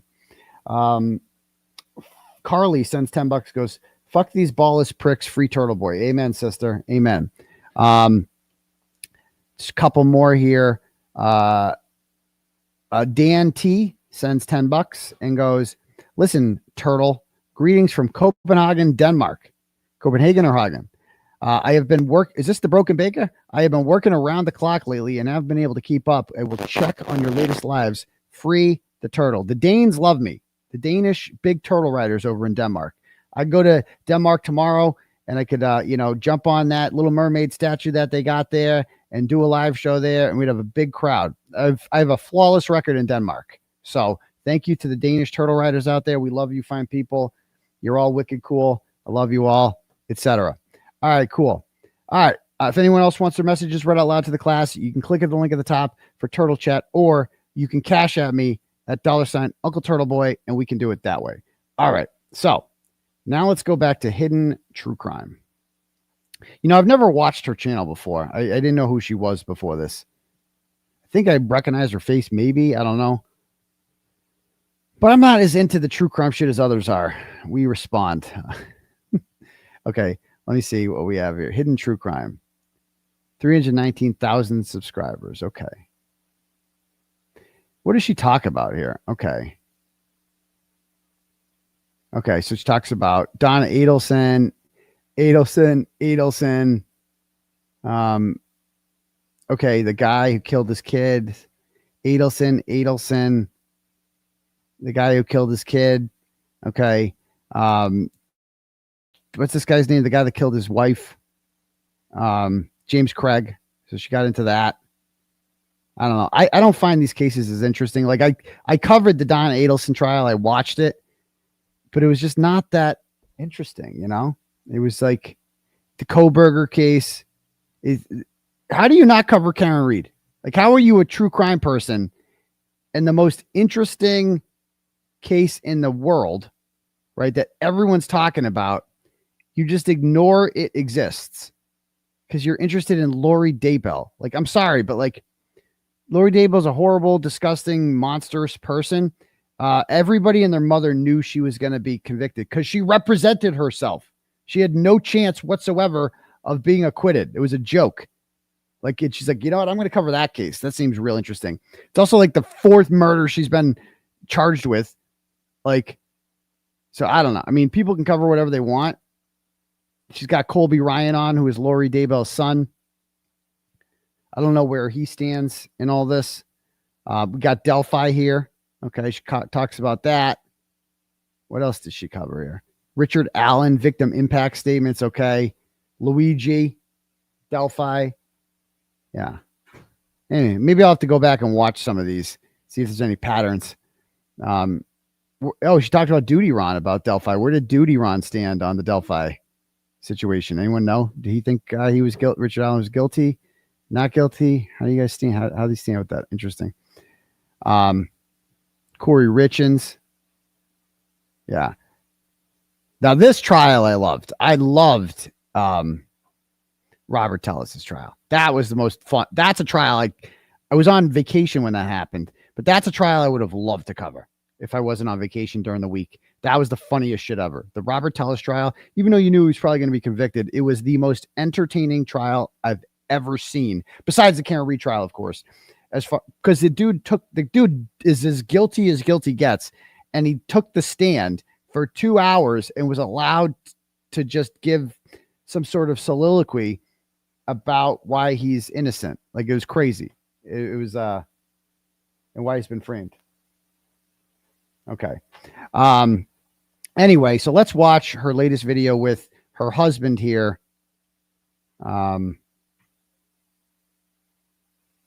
Where'd it go? Latest? Was it videos or live? Oh, we respond. Okay. All right. So, dude, this is so long. Campaign, but I'm going to learned maybe a business isn't one I want to support. I'm not suggesting. And if people feel that about us, I get it. I'm not suggesting that. I'm not saying. I'm okay. just I'm going to start right from the beginning. Happen, but I want to do it more. So this guy is the most obnoxious person. Grab your beverages, I've ever grab your heard. popcorn, grab something. Right. Whatever it is you grab, your tea. I actually have some coffee this morning. I've got a bit of everything here laid out. So we've got a lot to talk about. Yeah, which I'm sure all of you know. And when I say we, John actually is going to have the most to talk about. Yeah. Because I actually, went live for 9 hours, as many of you have pointed out. Right. So 9 hours and 9 Peter minutes. Griffin, there he is. Yeah, so you're going to give me the floor. I'm going to give you the floor. You're going to give me the floor today. And I want to talk about what happened, but I want to do it more philosophically and more psychologically. Okay, so yeah. You're real real get into smart. things like the psychology of stalking. You're real smart. We're going to get yeah, we get it. You're so smart. Into the nature of this conflict, the nature of why people, what the different conversations people are having since you released your live, whether you're lying, whether you're telling the truth, right? Like whether you were stalked, is that just free speech? Right? We're going to cover all of that, and we're going to cover that from mainly a psychological perspective because I am a psychologist. Yeah, we know. We're real your PhD in psychology. Right, not philosophy. Just to clarify, a PhD is by definition a doctor of philosophy. Do you want to say thank you to everyone for your support? We've actually received thousands of emails and messages from people giving us support, and we just want to say thank you too before we begin. And just so kind, so much kindness, so much love. Thank you very much. Yeah. We were able to get through this a lot. So this is like what narcissists do, is they just focus on only the positive. Like, oh, dude, you've had so much negative blowback. It's why you're doing this. Like overwhelmingly negative feedback because it's horrible. And instead of looking at it objectively and thinking, surely if all these people, including our own supporters, are critical of what we said here, maybe they have a point. Like that's what you would do if you were actually somebody who wasn't a narcissist. But they're just like, no, they're all wrong. Everybody's wrong. And we are going to exclusively focus on the 10 idiots who sent us emails saying you're so brave for doing this. That's what we're going to focus on. Easier because of the support from our community and our gems. And you guys are amazing. And we can't thank you enough. So, all right. Take it away. So, so let's dive into this analysis. I'm going to start in a fairly peculiar, unexpected place. Okay. And I'm going to start with talking about Brad Pitt, the actor. That is peculiar. Oh, that's real peculiar. It is a little peculiar, right? So Where the do you reason come- I want to talk about Brad Pitt is because he's an actor in my generation. He's an actor I followed very closely over the years. He's an actor I really appreciated. And I've really kind of watched him mature and develop and grow. And that's been somewhat inspirational to me. Yeah, So you do like him. He talks about Brad Pitt. So let me just say, so I'm going to do a little bit of my own fangirling here, I guess. But let me say that the reason I got to know Brad Pitt was because in 1992, he was in a movie called A River Runs Through It. Mm-hmm. A River Runs Through It is one of my favorite movies. It's one of my favorite books. It's a book by Norman MacLean, who was a professor of English literature at the University of Chicago for many years. He wrote this novella about his childhood growing up in Montana and how fly fishing basically saved his life. Brad Pitt is in so many good movies. Fight Club, I mean, you name it. Snatch, all the Oceans movies, right? And he's like, what's my favorite movie? What's my favorite Brad Pitt movie? Well, A River Runs Through It. This artsy movie from like the early 90s where he goes fly fishing in Montana. Of course, that's his favorite Brad Pitt movie. Of course it is. It's a brilliant book. It's a brilliant movie. Brad Pitt was in the movie. He actually played the somewhat delinquent brother. It was an interesting role that Brad Pitt would kind of reprise many times in his career, but he was really good. That is the best fucking movie, bro. The best. I didn't know who he was at that time. And so I was interested. I'm like, who is this guy, right? When I watch a movie and there's actors I don't know, I'm always interested to kind of figure out who they are, where they came from. So I found that Brad Pitt actually was born and raised in a small town in Oklahoma. He was born in Shawnee, Oklahoma. Was he in Fight And Club? He was in Fight Club. I also learned that at least some Oh, of no, his did I early say career, Fight he Club? began in That's 1987. I didn't know any of his earlier apologize. movies. He did a few movies. I said Fight Club, but that's Edward Norton. I don't know why I'm gonna. Snatch is basically Fight Club Part 2. Like he does, well, except with, it's a Guy Ritchie movie. But anyway, I got that one bad. I apologize. And then he did work for a soap opera. So the Brad Pitt's in evolution of Fight his Club career too. really Okay, begins with soap operas. all right. And, when I learned that, I thought, oh, this is interesting. Right? Gorgeous George. You don't see a lot of soap Gorgeous opera George. actors go on to become megastars. I mean, I guess some of them have, but He I'm not dodges aware bullets. of a lot, right? He And dodges bullets, Tony. So he dodges you've bullets. got this guy in this major movie. It's produced by Robert Redford. Robert Redford, by the way, in 1992, clearly saw talent in this young actor because Robert Redford has produced some extraordinary movies over the years. He's been in extraordinary movies. He knows the industry. He knows talent, and he picked out Brad Pitt. So shortly after that, Brad Pitt in 1995 was in a movie called Seven, and he was one of the detectives. And great job. So now my appreciation of this guy is only increasing. In 1996, he did a movie called 12 Monkeys. Oh, for many people fuck's probably sake, don't know bro. this movie, Okay, but I do. okay, we're gonna. Psychotic, is he not? There's all kinds of films. Yep. There's the Fight Club, which is a very controversial movie. Oh, what else? Gets Fight a lot Club? of attention. But again, I kind of see this guy's journey. Yep. Where's the Iliad? It's one of my favorite books. It's a brilliant book about war. He does this. That's a risk. It's not particularly a stretch for him in this movie, but he's good. In 2008, he does Benjamin Button. Oh my in God. Fury. Again, he's exceptional in this role. Like you have all this controversy surrounding you. Everybody's shitting on you, talking about you. Your wife, the internet hates your stupid wife and your stupid eyebrows and blah blah. And you're like, you know what? I'm gonna get up here and talk about fucking. I'm gonna talk about Brad Pitt. That's what I'm gonna do. I mean, this guy probably never shuts up at home. He probably never. I guarantee. I mean, I can tell this guy cannot. This guy's addicted to the sound of his own voice. He thinks he's so smart. 2015, he does The Big Short. Every one of these roles, he sort of has a particular type in these movies, but you also, like for me, I'm also seeing him expanding his repertoire a little bit, taking some risks, like with Troy, growing as an actor, right? So what's fascinating to me is you got this guy from an area from Oklahoma that you never think would become a megastar. He's really committed to his craft. He's really growing, right? And then after The Big Short, there's a bombshell in 2016, and this bombshell is that Angelina Jolie accuses him of abuse. Okay. On a plane specifically, but essentially there's this war between himself and Angelina Jolie. Two There's megastars. two megastars. There's this issue over custody, right? There's all kinds of issues here. There's I believe It's a bitter divorce. It's a bitter divorce. I believe there's all kinds of accusations being levied. And before this, by the way, I should point out, like the paparazzi are all over Brad Pitt wherever he goes. He's married to Jennifer Aniston. Married to Jennifer Aniston before. Cheating scandal. Right. There's issues about fidelity, right? Like anything the tabloid can get their hands on, any salacious story about Brad Pitt, what's your they're point? publishing that, right? I see this stuff, but I don't really pay much attention to it because I don't really care. I want to go to his movies. I'm invested in this guy as an actor and watching him grow and change and master his craft, right? You're interested in his craft, his art. Right. Oh God. Okay. Yep. You're so great. Because of this, there's certainly an attempt to tarnish his reputation. Okay. So she's to Brad Pitt. maybe cancel him, right? Like there's this whole debate about should Brad Pitt be doing movies, right? I'm sure people have mixed feelings about this. He was never formally charged with anything. He was never criminally charged. But after 2016, it does appear that a lot of his roles are lesser roles. It appears that he's doing movies that they don't quite have the heft and the reach of movies he's done before.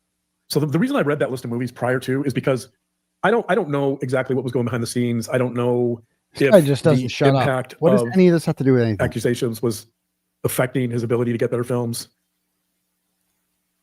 Like I just don't know. And so I'm gonna leave us here for a minute. I'm gonna leave us with the accusations, the trajectory of his career that apparently seems to stall around 2016, right?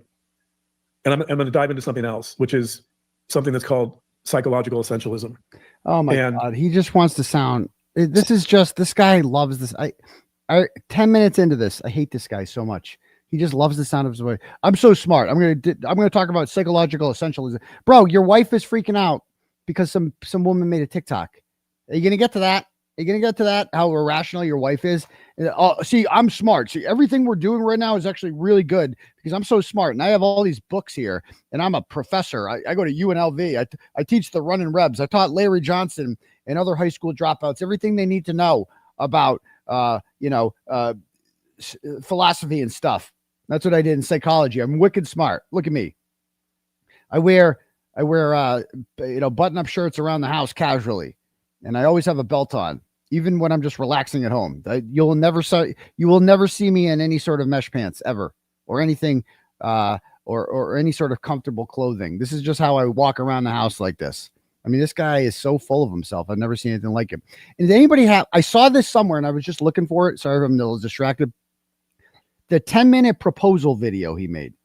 If anyone has that, I had it. I don't know where it is. I thought I retweeted it, so I'm like looking on my retweets. I can't see it. If anybody has the 10-minute proposal video he did, please DM it to me on Facebook or Twitter, and just send it that way. And I'd love to see it. Okay. Or email, whatever you want. I'll check my various platforms, but it's crazy. It's so these people, they're in love with themselves. It's wild. Psychological essentialism, and there's different kinds of psychological essentialism, but fundamentally psychological essentialism is about the idea that things or people have an underlying reality. So there's something called category essentialism, which is that you might take an attribute or something of a person, and you're going to generalize from that and make assumptions about who that person is. Okay. So in other words, you want to categorize someone. So psychological essentialism is about trying to find some underlying category reality about a person or a thing. Typically in psychological essentialism, you might take an attribute or a behavior, even just one, and you'll generalize from that to categorize the person in question. So one of the psychologists, his name is Paul Bloom, he teaches at Yale, he does research. He wrote a book called How Pleasure Works, where he has some interesting chapters on psychological essentialism. The reason, by the way, he talks about it in terms of pleasure is because he argues strongly that psychological essentialism underlies a lot of our experience of pleasure, in the sense that there are certain things. This guy is so gay. I can't even with him. I can't even with this. Remember, this is the same guy who she says was like dying because of this woman's TikTok. It's causing him health problems. Sure, he could exercise, or he could just read another book by some Yale professor about psychological essentialism. Dude, nobody knows what the hell this guy is saying. He is just literally talking because he is addicted to the sound of his own voice, and he wants to make himself seem smarter than you. Therefore, he has what he says carries more weight than anything you guys have to say. He's talking about pleasure, which is the last thing I want to hear from him. Okay. Because if there's one thing I know about this guy is he does not know anything about pleasuring anyone else. Okay. And nor does he deserve pleasure at all.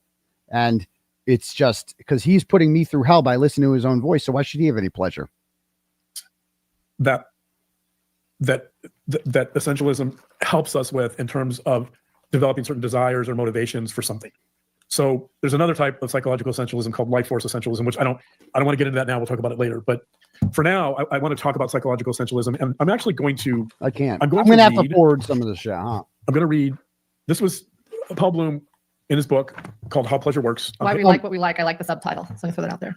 He talks about there's a How subject in one of his studies. It's a 4-year-old, Mm-hmm. and he talks about it. He gives an example of psychological essentialism, and here's what he said. So they interviewed this 4-year-old. And he was describing what he perceived to be a violent playmate. So here's what he says. The 4-year-old. Quote, Gabriel didn't just hurt me. He hurt other kids too. He's a herder. Right, Mom? He's a herder. The child is presumably stressing that this sort of behavior reflects a deeper aspect of Gabriel's nature. So what Bloom is saying that's of interest here is that if a child is on the playground, let's say we don't know the context, right? Let's say that child is having a really bad day. Let's say his father yelled at him that morning. Let's say his father maybe even pushed him, right? This kid, Gabriel, comes to school and he acts out. He hits another child. Okay. Maybe he pushes another child. And this 4-year-old sees it. And his conclusion is that Gabriel is essentially a herder. He's a bad kid and you need to stay away from him. Without knowing anything about Gabriel, without knowing Gabriel's story, right? So you're going from this one particular behavior and you're generalizing. And the important point here is that kids as young as 2 and 3 and 4, this is what they do. They start labeling and categorizing behaviors. Dude, shut up. I can't. Putting them in categories, trying to make it, trying to oversimplify it. And she just sits there. She's stupid. So she just sits there and she's like impressed by everything this guy's saying. I can already tell the dynamic of their whole relationship. Their whole relationship is, because obviously, let's be real here. She's out of his league physically. Okay. Like this is not this. They literally look like Peter Griffin and his wife. They even look like them. Just wrong hair color. But you know what so she's clearly didn't look at this guy and she wasn't like, wow, he's hot. Like I'm so attracted to this guy. That's not what drew her to him. What drew her to him is he's so confident in the things that he's saying and thinking he's so smart. That's what she's drawn to about him. Is like, and so you can see it just in their dynamic here about how she responds to him. She's just like, oh yes. Oh really? Tell me more. You know that he just does 90% of the talking in their household. And she just sits there and she's just impressed by him. And she's like, oh, he's so smart. Oh, he's so smart. Oh, this is my and he white knights for her, obviously, and is going to defend her no matter what, and is never going to tell her she's wrong. And that's their relationship. I can already tell that this guy does not shut the fuck. I guarantee this guy cries a lot. He cries, probably cries more than BLT. He cries a lot. And you know, and he's like proud of it. He's like one of these guys that cries like, and there's nothing wrong with crying once in a while, right? I get it. I'm not one of these like anti-cry people, but some people cry a little too much. Guys do, right? And it's like, bro, chill with the crying too. Like you got to save it for special occasions. Okay. You can't cry all the time. All right. And I guarantee this guy's a crier. I guarantee it. So you're essentially seeing like this 4-year-old, you're seeing one particular behavior. Fast forward to some. All right. Which is this kid Gabriel hitting another kid apparently. Yeah, okay. So what's important here is not only does this happen at a young age, but it solidifies over the course of our life. Okay, so okay. Older people get mean too. Yeah. Some private text messages. All right. So private text that aren't meant with the expectation of privacy, right? And let's say those messages are part of a group where the culture of that group is to roast other people. The culture of that group is to make fun of other people and to just blow off steam, to vent, right? And let's say that one of those private messages, just one, or maybe a few, they're released publicly. Not to mention the ethical and moral issues about betraying someone's privacy and their friendship and trust. That's a different issue. That's more of an ethical issue, right? But so let's just say that somebody releases a private message or series of private messages and they get out to certain people. So an example of psychological essentialism is you take one of those messages out of context, meant to be private. You take one of those messages and then you develop So this woman was in group chats where she's making fun of people. And the other people in the group chat say that they're going to share these text messages and show what a mean girl she is. And that's essentially that's essentially what she's trying to stop from happening here. And he's like, well, but like, so psychological essentialism, why are they doing? Shut up, dude. Shut up. She just doesn't want to be embarrassed. There's no what are you talking about? Oh my God. Sticky. Oh, you like sticky label that you apply to the person that wrote that private or those private messages, right? So let's say that some of those messages were snarky, or let's say that some of those messages were edgy. Let's say they were a little biting. Maybe they were sarcastic, right? But they were in the context of a group where that wasn't to be shared. Psychological essentialism suggests that certain people will take those messages that weren't meant to be shared and they will develop categories. They will label people bad. They will label people as being immoral because of that type of behavior. You are literally doing the same to Christina. You are labeling her as bad and immoral because of what she's doing. And you are accusing them of doing that. I mean, this is insane. Does he not see it?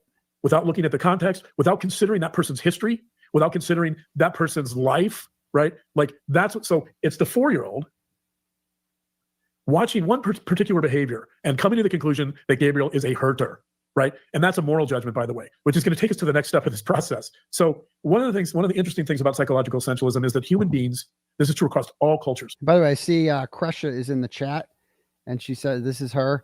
Difficult Researcher channel. This is Kay Woodcock's daughter. Says, I'm going to schedule another live stream tonight without her content that uses my family photos and paying as content. Fuck her. I mean, I don't understand how she struck you, because I'm sharing her content all the time. You're allowed, and I've watched your channel. I watched your stream on this. You do 90% of the talking on your thing. Like it's literally the definition of fair use, what you were doing. I don't understand how she succeeded. I don't know if you can appeal that. You should be able to appeal it because it's fair use.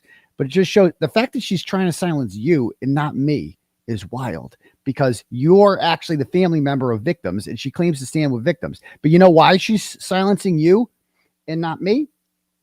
Is because it's a worse look if you criticize her. Because like whatever, like I'm Turtle Boy, I'm criticizing her. I criticize a lot of people. She can kind of, blow me off as like, oh, he's just an asshole, whatever. He's mean. Some people don't like me. I get it. But like with you, she can't do that with you. You're the victim's family. And if the victim's family is calling her out on bullshit, that's really bad for her brand, because her brand is like, I stand with victims, right? I stand with victims' families and this and that. And if the victims' families are calling her out, that's real bad for her. That's bad. And so it just proves that she doesn't care about victims' families. All she cares about is about protecting her image. She is trying to project herself as something she's not. This research is invariant. This research is, and I'd love as that. universal as you can get in our field. And Kresha and Kay, I'd love to have you on. So let's chat. I think somebody CC'd me on one of your emails, so I will respond to you on there. I'd love to have you on sometime to talk about this. That would be cool. Psychology. The finding is that human beings, because of psychological essentialism, they believe that we all have more or less what's called a true self. So we have this core self, this true self. Human beings also believe that not only do we have this true self, but this true self is morally virtuous. So this is another part of the finding. So you have a true self that's essential, that self, most people believe that self and themselves and others is morally virtuous. And then we get to another piece of this puzzle. So not only is, do people see the true self is morally virtuous, but they believe we're involved in it. Okay. So I'm going to read from a book here. Oh, no, no more books. The psychologist Keith Payne. No more books. Quote, the psychological bottom line. The psychological bottom line. What that means is Payne is saying that universally across all cultures, human beings always come back to the psychological bottom line. I'm going to read what he says. This is on page 41. Okay. You're real smart. When the psychological immune system, that means defense mechanisms. That's what researchers call it. We think that there's a true self, that it's moral and it's good. Fundamentally human beings. This idea of morality is fundamentally human beings. Fritas teaches at Harvard.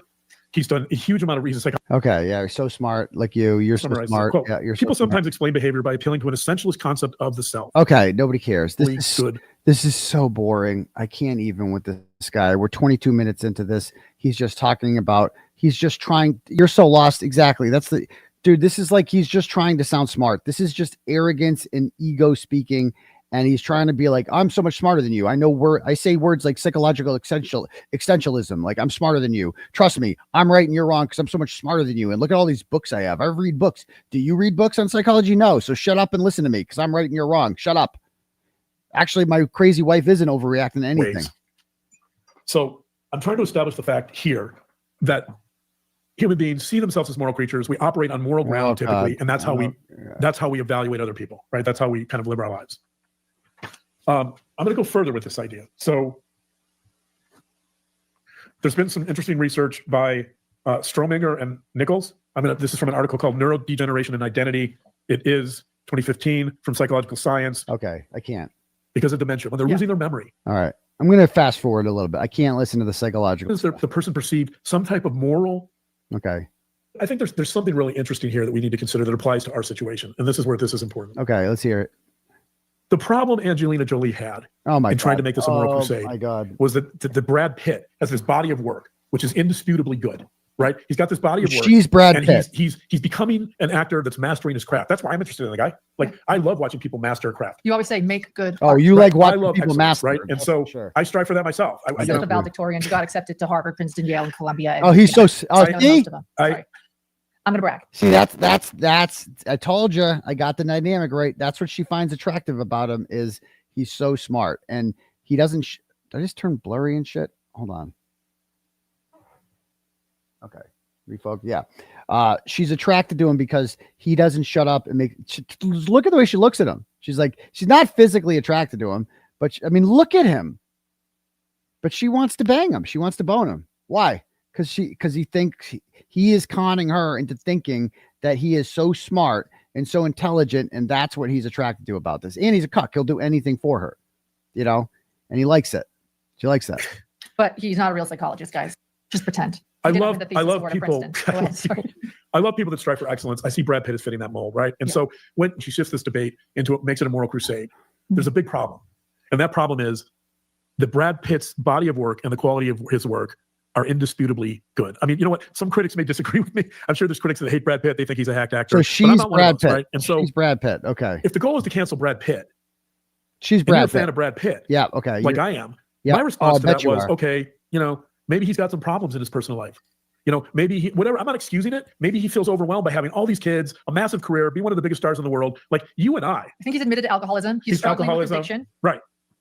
He's certainly not perfect. He's got some issues. Okay, we get it. We get it. You're Brad Pitt. I mean, Jesus Christ. You're Brad Pitt. You're Charlie Kirk. You're Charles Vallow. You're everything. You're a hero, a legend. You're all this shit. You're an actor. You're a victim. You're all this stuff. All great qualities. I mean, these people, I can't get over them. You and I His life is messy. You and I are such, whatever the.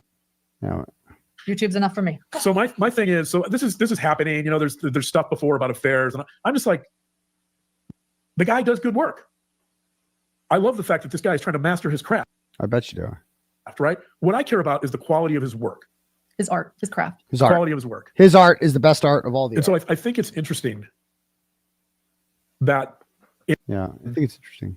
This whole smear campaign from the start, that every bit of this is about a moral referendum on you and your character. Every bit of this is become a moral crusade, right? And what I find fascinating about that is that this debate is not happening in the realm of, oh, what's the quality of Lauren's work? What's the quality of Hidden True Crime's work, right? Like, I could argue with Brad Pitt, for example, that this attempt to shift the debate to this moral crusade, to this moral issue, but it's certainly an attempt to shift the debate. I mean, it kind of is about the quality of her work. Because you're saying, like, one of the criticisms is that you just go to court and you sit with victims, families, and that's it. That's it. Away from his work as an artist and an actor to something else, to something about his character, to something about his morals and his right. And the question is, so, and by the way, with you weren't accused, you've never done anything like that ever. Like, you've never done anything wrong. Well, my eyebrows are a sin. Right. Yeah, you may have to shave those. You know, we received. And I love myself some Botox. What did you? We've received some emails. I think I want to read so a comment we received by Pinata Samurai. I love it. Obviously, she's been watching. She's been watching Turtle Boy. She mentions the brows and the Botox. It's bothering her. And yes, like believe me, that's the least of my criticisms is her eyebrows. I don't really give the eyebrows thing is just a joke. I don't really care about the eyebrows. I care about what she's doing. That's much more offensive than her Botox. And by the way, thanks, Pinata Samurai. This is a comment. This is a comment that I love that summarizes this whole thing up.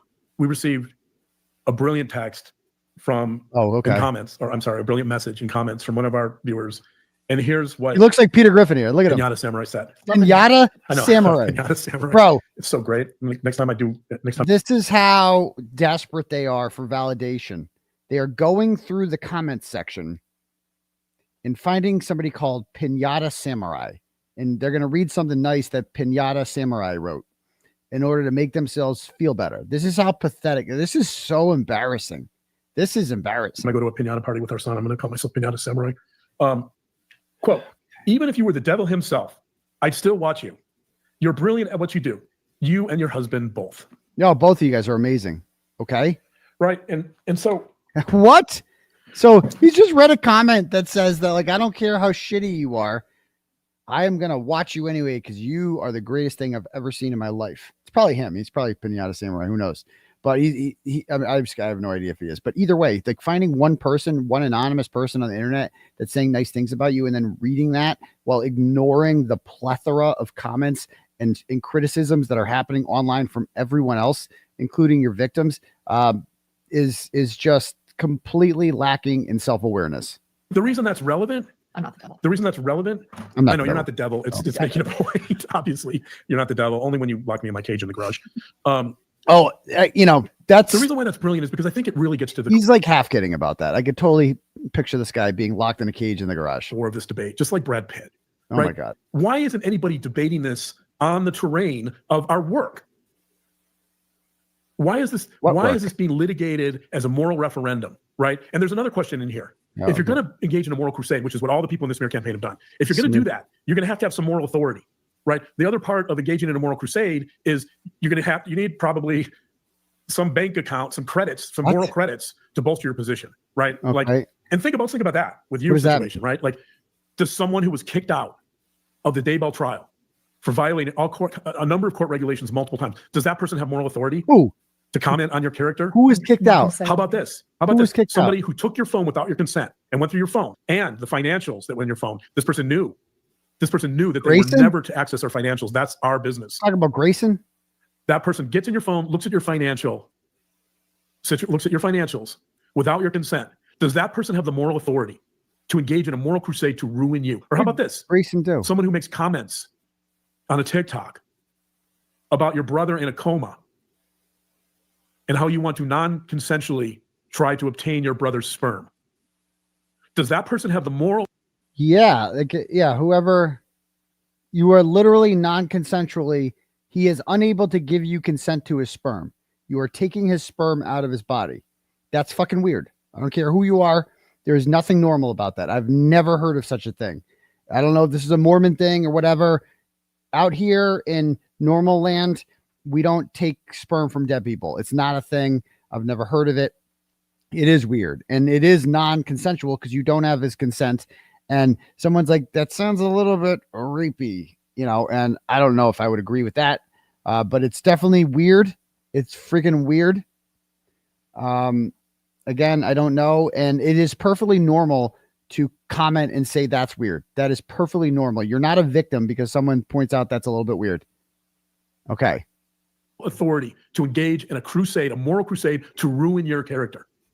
You're ruining your character. Somebody who follows you around the courthouse, videotaping you, video recording you, constantly getting in your face, and because of that type of behavior, is not allowed to attend the memorial service that you put on. You helped I organize. participated in helping organize. My dear friend actually. Does that person have the moral authority to engage in this moral crusade against you? Right. So my point is that if you're going to engage in a moral crusade, you better be squeaky clean. And my point is that we all have flaws. We're getting to the parable in the Bible. Whoever hasn't sinned, cast the first stone. Oh my God. It's a good one. We all have flaws. We all have imperfections. Yeah, I know. You have a lot. So people make mistakes. You've made some mistakes here. You've acknowledged that. The question what is, mistakes has she made? If you're going to engage in this type of what mistakes has she acknowledged that she made? Name one. Because it's not the big stuff. It's not like starting a flame war and weaponizing the courts over a freaking TikTok. She hasn't acknowledged that one. I don't know what moral crusade. That at some level you're going to need some moral authority to do that. And what does that even mean? I mean, I could talk for the next 5 hours about. Yeah, we know. Authority. We know you could. We know that you fucking love the sound of your own voice, there, Chubbs. You love it. You would just never shut up if you could, because you are addicted to yourself. I've never seen such a thing. Means we can talk about morality. I won't. I'll just say this. Morality to everyone is different, right? What is moral and what isn't? I'll just say this. You're real moral. Yeah. That moral authority is derived from a couple of places. It's derived from your behavior. Shut up. And so it's interesting that to engage in the smear campaign and bullying and stalking against you because they're morally correct, right? Because they're right. They're going to show. Yeah, right. They're desperately trying to show that you've done something wrong. You're a bad person, and you should be canceled. How also does this? Someone is either all good or all bad. I mean, that's what you were saying at the beginning of this. That gets into psychological essentialism. Okay. Exactly. Either someone is all good or all bad. Says the person who defamed a woman and called her a stalker nonstop, like 1,000 times in her 9-hour stream. You just called her a stalker. And then you got Duty Ron calling them subhuman. But yeah, please go ahead. So it's like the fourth grader. It's like the fourth grader watching. 4-year-old. I mean, I'm sorry, I meant the 4. Yeah, even worse. It's like the 4-year-old watching a little child punch another kid. Maybe Gabriel had a bad day, and then coming to the conclusion that's a herder. I can't. One is that there's a deliberate attempt here, I think, to shift this debate away from your work, our work, the quality of our work. Yeah. Like technically, Brad Pitt. Okay, same analogy. I can't. I don't really care what's going on in his personal reviews for The Vulture. Okay. And I guess I don't I guess part of the debate that was going on with F1 was around this idea of, well, what if he's an abuser?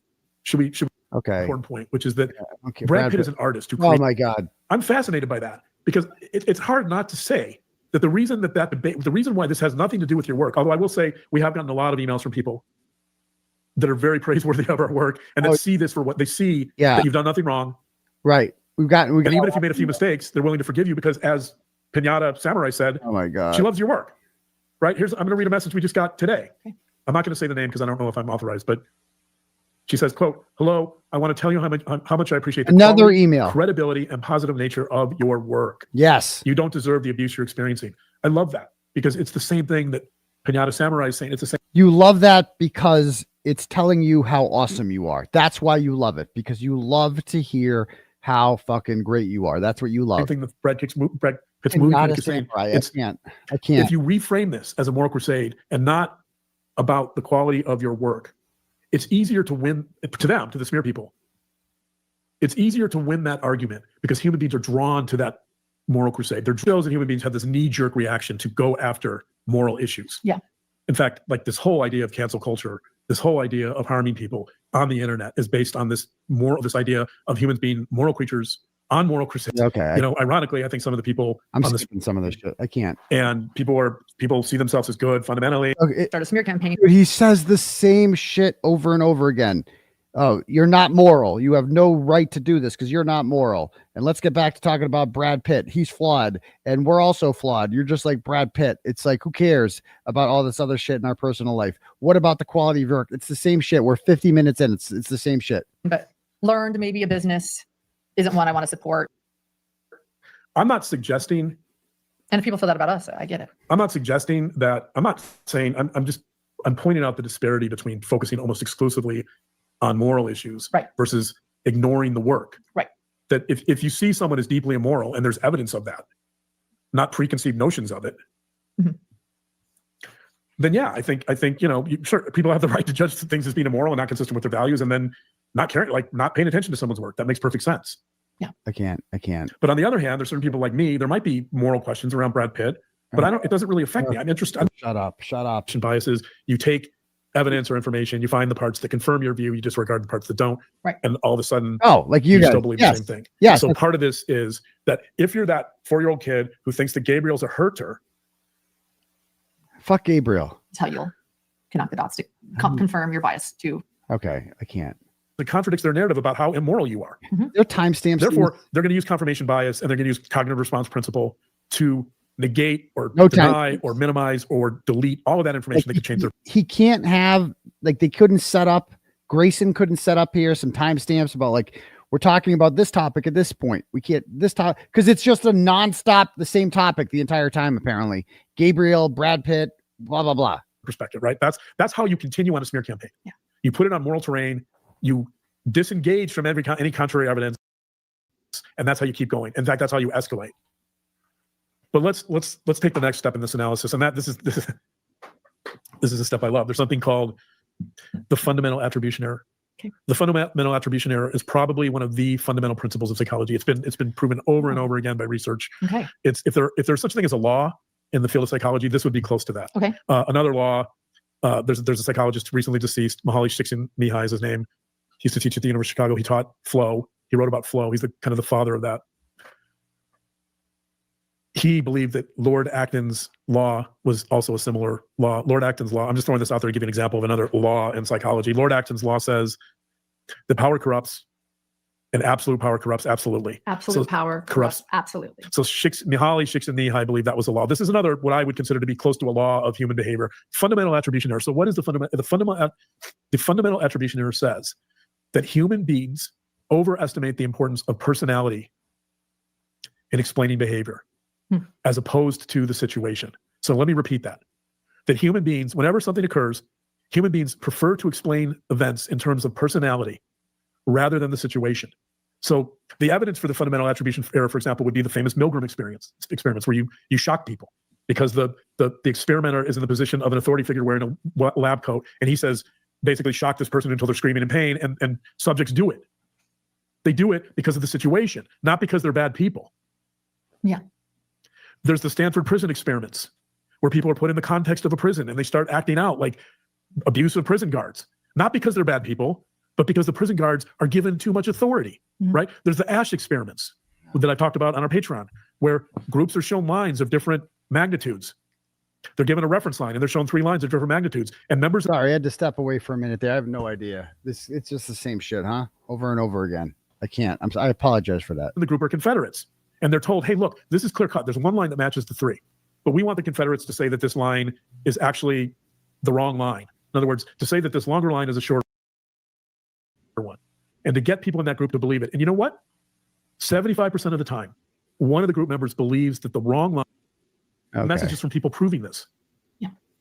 Until their friendship with you or their relationship with you changed. And then all of a sudden, they became haters. You became bad, right? It's the fundamental attribution error.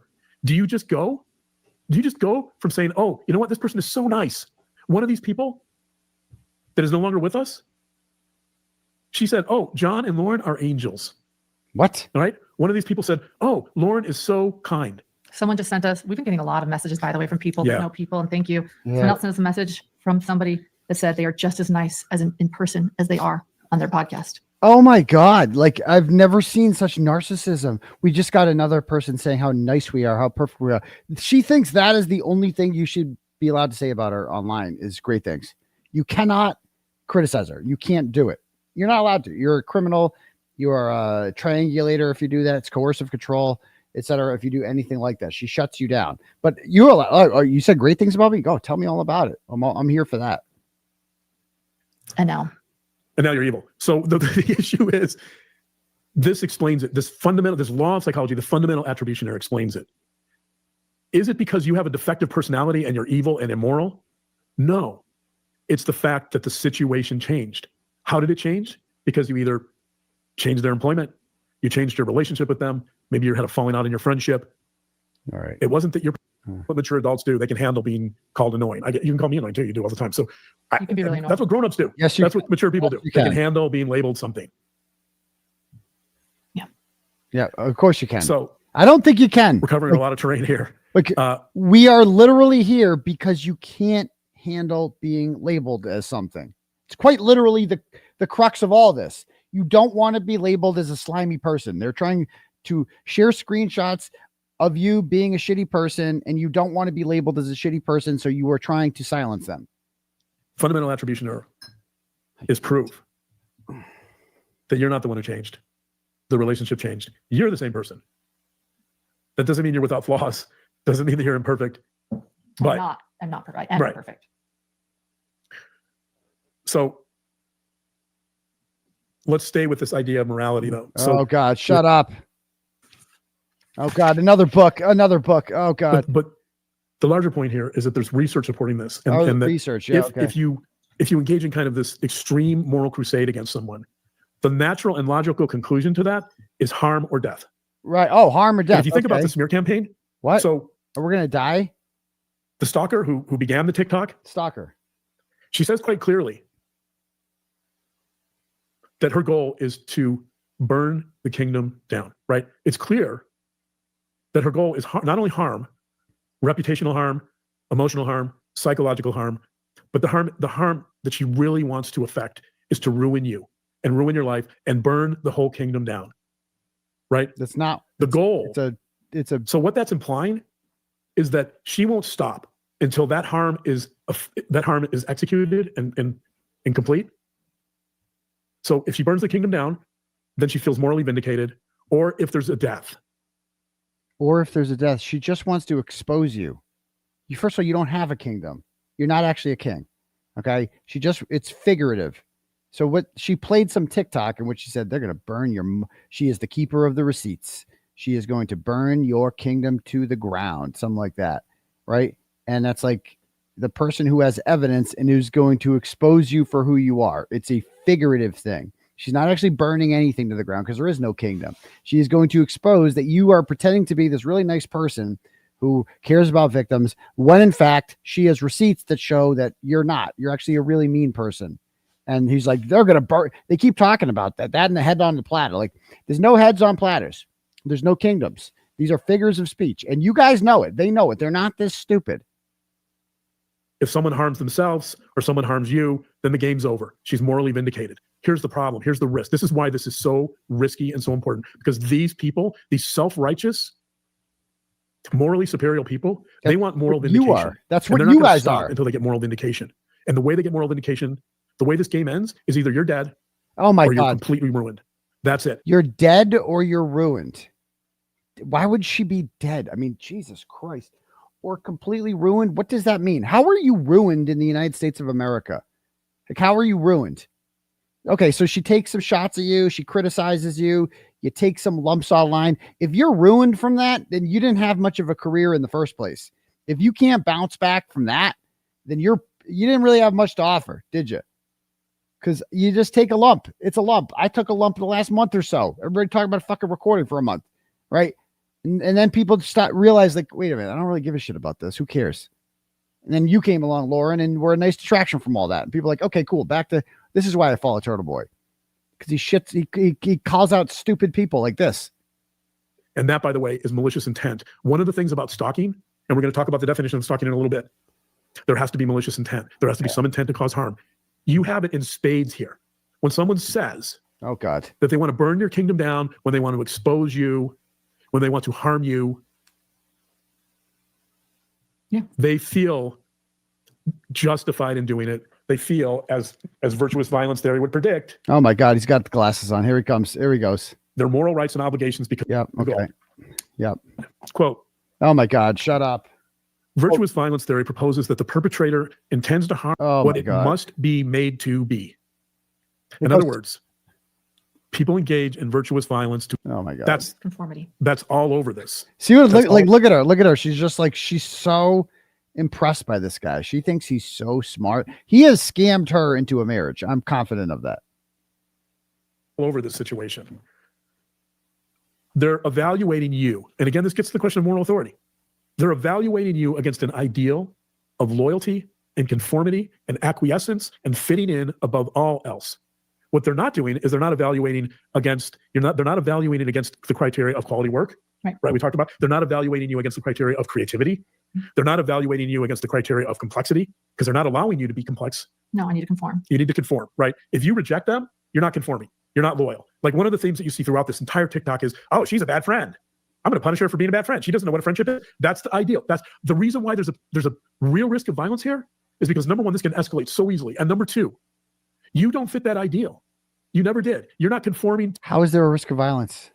Like, what has name one thing that has happened that suggests to you that this is violent at all? At all? Can anyone, can they do that?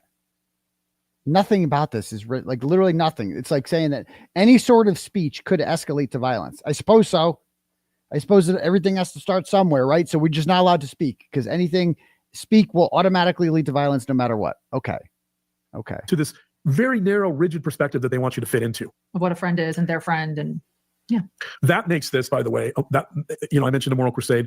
That makes this an ideological battle, in the sense that the fight here is, and to them, the fight here. I was gonna say, this guy is definitely not from my neck of the woods, largely because he doesn't have a neck, so he can't possibly be from that. It's good versus evil, or good versus bad. They're good, you're evil, and because of that, the only possible way out of this is total ruination of you, or death. I'm going to read a quick quote here. Or death. Making this point. Oh God, another book. Another book. Oh, Anthony Storr. I can't. Okay. What? Humans destructive? No. Oh, page 142. Okay. Yep. You're real smart. Yep. My dogma is, quote, my dogma. Okay. Yep. Another absolutely book. Wrong. Those. Yep. That's what we're talking about. Here we go. So when people say, oh, gee, this is just Mean Girls, this is just a stupid cat fight. Oh, this is me. They don't understand the stakes here. They don't understand what's going on. They don't understand that to the people in the smear campaign, this is a moral crusade that is reducing you to someone or something that's subhuman, that needs to be destroyed. This is an ideological war. Duty Ron literally called Christina subhuman, and she co-signed it. Like, what planet am I on? We just watched. He's like, these people are referring to you as subhuman. Bro, you literally called them subhuman. What are you talking about right now? What are you talking about? You called that was the exact word he used was subhuman. He said it several times, and you sat there agreeing with him. And now you're accusing them of doing it. They've never called you subhuman. You're a cunt. That's it. You're just a basic bitch cunt who hates the First Amendment. That's it. That's all there is to it. They don't think you're subhuman. They think you suck, because you do, in fact, suck. And your cuck husband ain't going to tell you that. He's just going to open up his, philosophy books, and you're going to sit there getting all moist. I mean, look at him. Look at her. She's wet. I'm telling you, she is turned on by this. She has never been more aroused in her life. This guy every night, this is part of their foreplay. He just reads psychology books to her. Oh, dude, tell me more about the subhuman conscious. Oh, tell me more about it. Oh, you're so right, Dr. John. Okay. Pleasure me, Dr. John. Yeah. Well, I don't do existential pleasure. I don't do that. Oh God, keep talking. Say existential one more time. Oh God, Dr. John, give it. Oh yes. Let me go read another. He probably reads books to her while he's banging her. I'm guessing. I'm not. I don't know as a fact. I'm not trying to defame them, but I'm telling you, this woman is turned. Look at her. Look at that face, dude. She's like, this is fucking sexy. She is so turned on by this shit every time he opens up one of those books, and the fact that he defends her too. He's like so turned on by it. Against you. And by the way, many of the people in the smear campaign that we have not named are continuing. They have continued. Just so you know, I'm not going to talk about it more than that. I'm head of the smear campaign. Let's talk about some other risks. We will get into defining stalking in a minute, and we'll get into the psychology of stalking in a minute. But as long as we're talking about risks, I want to bring up some real risks here. People say, oh my gosh, why would you get a restraining order if this is just a catfight among mean girls? Yeah. Oh, that's me. Nothing's going to happen. This is nothing, right? No, virtuous violence theory suggests otherwise. And if you do, as I've done, if you do some of the stalking risk assessments, the risks are considerable. And the risks are considerable. Why didn't he say this in front of the judge? Why didn't he go to court and say this in front of the judge? I'd love to hear him say this to the judge. I would love to hear a judge put this idiot in his place. But none of this has to do with the law, douchebag. I know you're really smart and you're smarter than everyone else, but nothing is happening here is illegal. But go ahead. This is what he does is he assesses and evaluates offenders. So this is what you do with your philosophy. We know. Oh, she loves it. There's so many examples of when you engage with people on a moral crusade and your goal is to dehumanize them. Bro, are you kidding me? And you see it as a moral issue, again, it will escalate. And that was a concern you and I had. If people say, oh my God, this stalking order is so frivolous, no, it's not. And this is why. Because you and I were trying to prevent someone landing at our door with a gun. Oh my, what? We did not want to get to that point. And somebody has now threatened us with that online. Yes. What? Someone has threatened us with that online. What? Does anyone believe that? Does anyone believe that? That somebody threatened to show up to their house with the gun? Does anybody believe that if someone actually did that, that they would not be screenshotting it and posting it right now? And who is this person? Who is threatening to show up at your house with a gun? I mean, this is insane. So like, step 1, woman makes TikTok. Step 2, crazed lunatic shows up at your house with a gun. Step 3, you're dead. What? Therefore, the Constitution's over. We have no First Amendment anymore. We received our first official death threat the other day. Did you? Which again, not our first official. First of all, if it's your doctor telling you that your cholesterol levels are too high, that's not a death threat. That's just telling you that you're in danger of dying from a heart attack any day now. It's not the same thing. Is it from your doctor, Dr. John? Did he tell you that you're very sick and you need to get some exercise or do some laps at the track every morning or something like that? Because that's not the same as a death threat. I just want to clear that up. No, that's true. We've had others. That's true. It was very chilling. It was chilling, and it shows you the extent to which, when you start framing things in terms of this moral crusade, this is what you get.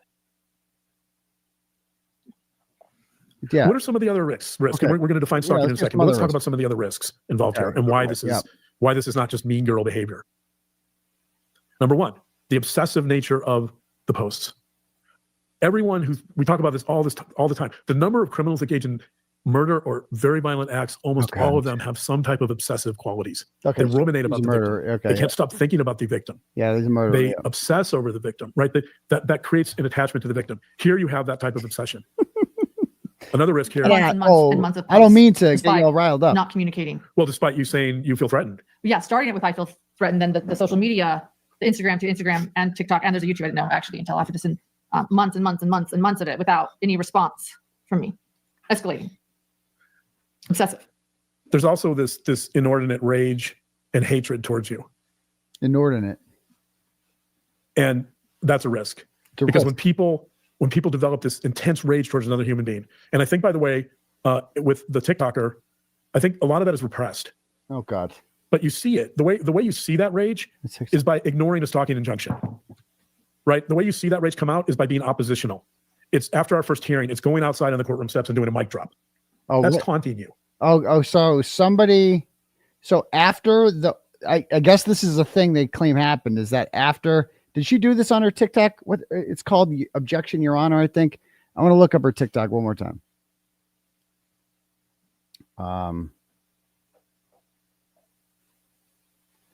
What is it called?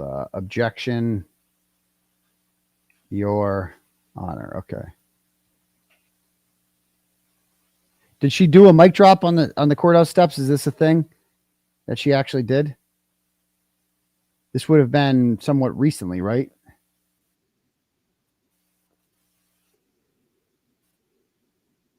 Again, I'm going to check out. Again, if you haven't seen Christina's TikTok, let's just go look how dangerous it is one more time, shall we? Just brace yourselves, guys. This is pretty horrific stuff. People are dying because of this TikTok. Let's see what she's doing.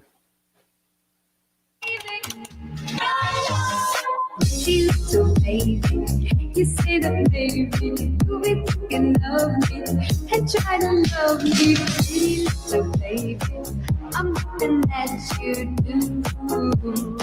Pretty little baby. What? Okay. That's Pretty little baby. Who covered up your scandals?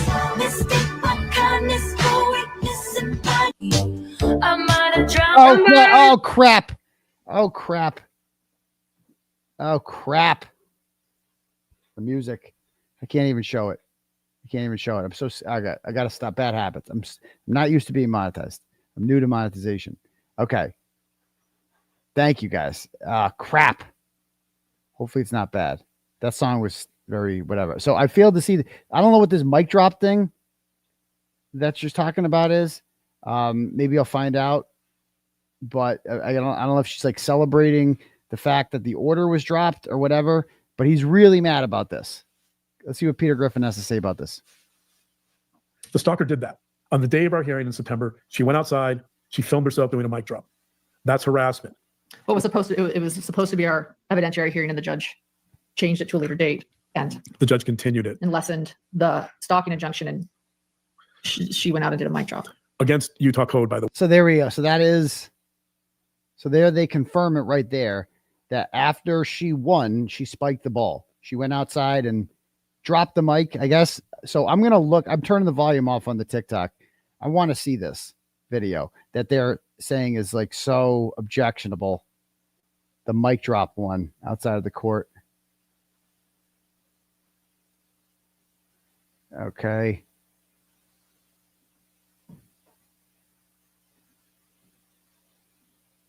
Don't lie on me. She's saying this is when she got kicked out of CrimeCon. So this is September. Nobody likes. Where's this mic drop?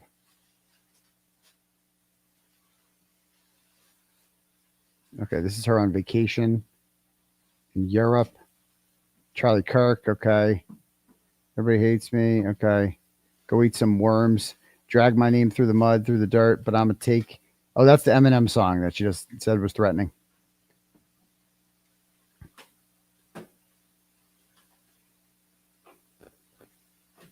Where is this? Like, where is the mic drop that is so offensive? So there she is in a hammock. Okay. She sussed out one BFF goals. Okay. I'm not seeing the mic drop here.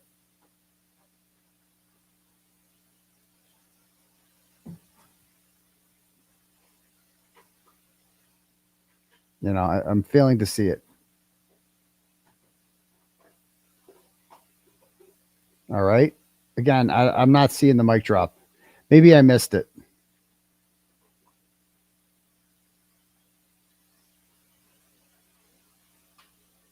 Yeah.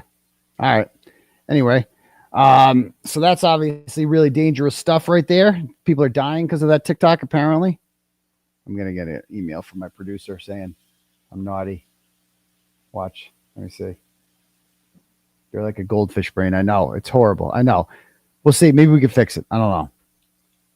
All right. Back to this. A couple more minutes of this. And then I gotta go do some stuff. The way Utah code specifies quite clearly. Oh, listen. This is where he trashes the judge. This is interesting. Listen to this. And the judge continued it and lessened the stalking injunction, and because the judge continued it and lessened the stalking injunction. So the judge put a new provision in this temporary order that she had that she calls a stalking injunction. It's a temporary order, and it says that she's allowed to post on TikTok. She's allowed to do that stuff. Just to be very clear, this and the judge basically said we can have another hearing for this where you get to present witnesses at another date, but I'm going to lessen this. And so it went back, and basically they saw the writing on the wall, and that's why she didn't go to the next hearing. She's using this thing that is being taped. That's the reason she didn't want to do the next hearing. But the fact of the matter is that the first hearing didn't go very well, and that's why she's doing this. So this is a temporary order. And, so it didn't go very well for them. And listen to how he tries to explain this, what's wrong. She went out and did a mic drop. Against Utah code, by the way. Against Utah code specifies quite clearly that you can't modify a stalking injunction without hearing evidence from the petitioner, and that's what happened. From Lauren. And the injunction was modified without hearing a shred of evidence from us. Also, so the judge is wrong. So he's talking shit about the judge there. He is talking crap about he's smarter than the judge. He's the smartest guy. He knows Utah code. He's Dr. John. He knows everything. Smartest guy in the room. Just so people know this, our lawyer tried to get the stalking injunction enforced. My lawyer is not my brother. P.S. Go ahead. Our lawyer, Daston, not her brother. Our lawyer who one of four. Yeah, one of four. Right. We have other lawyers too. None of them are my brother. Yeah. So whatever. Let the rumor mill. Our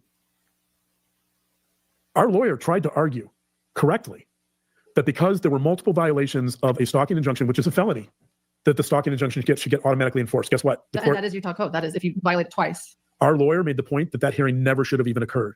It shouldn't have even been an issue. It's black and white. Someone violated a stalking injunction. It gets enforced. It's not black and white. End of story. Let's move on. You and I have our privacy intact. That's all we wanted. We wanted this to be private. We wanted to move on with our lives without someone harassing us all the time, bullying us, stalking us. Calling. We'll get into that later. Calling people, contacting people. That's all we wanted. All we wanted to do was just not be criticized at all and have no one look into our background to see if we are who we actually claim we are. That's all we wanted, to silently be able to scam people and lie and hurt people and without anyone ever knowing about it. Is that too much to ask? This argument that somehow we wanted views from Law and Crime or that we set this up, that's so ridiculous. Lauren, I'm not going to read it again. Lauren read a motion that our lawyer wrote to protect our privacy. Almost no civil stalking cases reveal or disclose the information. Well, and the reason many people have asked that fairly, and you know what? Let's not even get into it. I don't want to talk about it. Yeah. Let the rumor mill continue. Yeah, You that's guys fine. decide That's what you whatever. think about what I did. Oh, That's we your right will to discuss. Oh, yes, we will. Go ahead. So you have this obsessive behavior that increases risk. You have this inordinate amount of anger and rage towards you, which shows up in those TikToks and those social media. And another thing that people have pointed out that I totally agree with is several people that have looked at the TikTok have written and said, one person wrote, those are the most menacing TikToks I've ever seen. What? Somebody else wrote, it seems like she's taking pleasure in those. Those are the most menacing TikToks I've ever seen. They're literally just reading comments, the dumbest comments ever, and being like, wow, people agree with us. Right? That suggests confirmation bias, it's called. That if that's true, that suggests that there's a sadistic quality, that this is someone taking pleasure in harming you, taking pleasure in hurting you, taking pleasure in trying to ruin your character and your reputation and your livelihood and your life. I mean, I'm taking pleasure in it. That's a risk factor. I mean, I'm sure he'd like to do a psychological study on me, but yeah, I am enjoying this. I'm sure a lot of people are. We are absolutely enjoying this because people love to see a bully get put in their place. And that's ultimately what I love doing the most is I'm not going after this woman because I'm picking on her. I'm going after her because she is the bully. She is the bully, and she's gotten away with it because she had the platform and she has the followers to do this. And she's weaponizing the government against some random TikToker who's criticizing her. And yeah, everybody loves to see somebody like that get put in their place. Everybody likes to see someone like that get their comeuppance. 100%. We are thoroughly, absolutely enjoying this. Mean Girl get taken down a couple notches. It is great. We love it. Anyone who has sadistic qualities is going to be a higher risk. Another risk factor here is your cholesterol level. Go ahead. This very oppositional, let's call it antisocial quality. Antisocial, okay. Which is violating a stalking injunction in the first several hours after it's issued, right? That's basically saying, I don't care. If you see the picture of her in the bar with you, the message she's sending is, All right. So we're going to stop there. What I'm going to show you now real quick is the proposal video. You guys ready for this? Actually, let me see the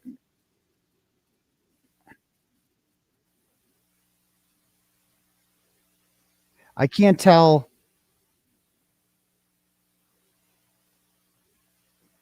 I'm going to send this to my producer and ask her if we're allowed to play this. I did retweet it already. My producer is so much cooler. Laura in London is so much cooler than Grayson in Utah. Like, so much cooler. Okay. I just sent her that.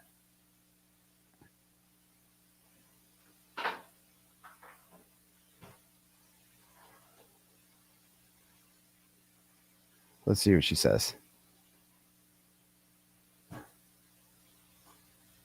Just tell people to watch the tweet, but I kind of want to comment on it. I did retweet it. I want, like, that's kind of the funniness of it all, is that I comment on it. I guess I'll just show it without music for now. And I will show you guys this. Give me one sec. I won't buy that. Huh? I don't know what I won't buy that means. So hold on.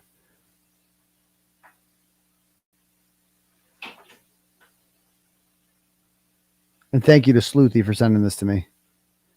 My friend Sleuthy Goosey there.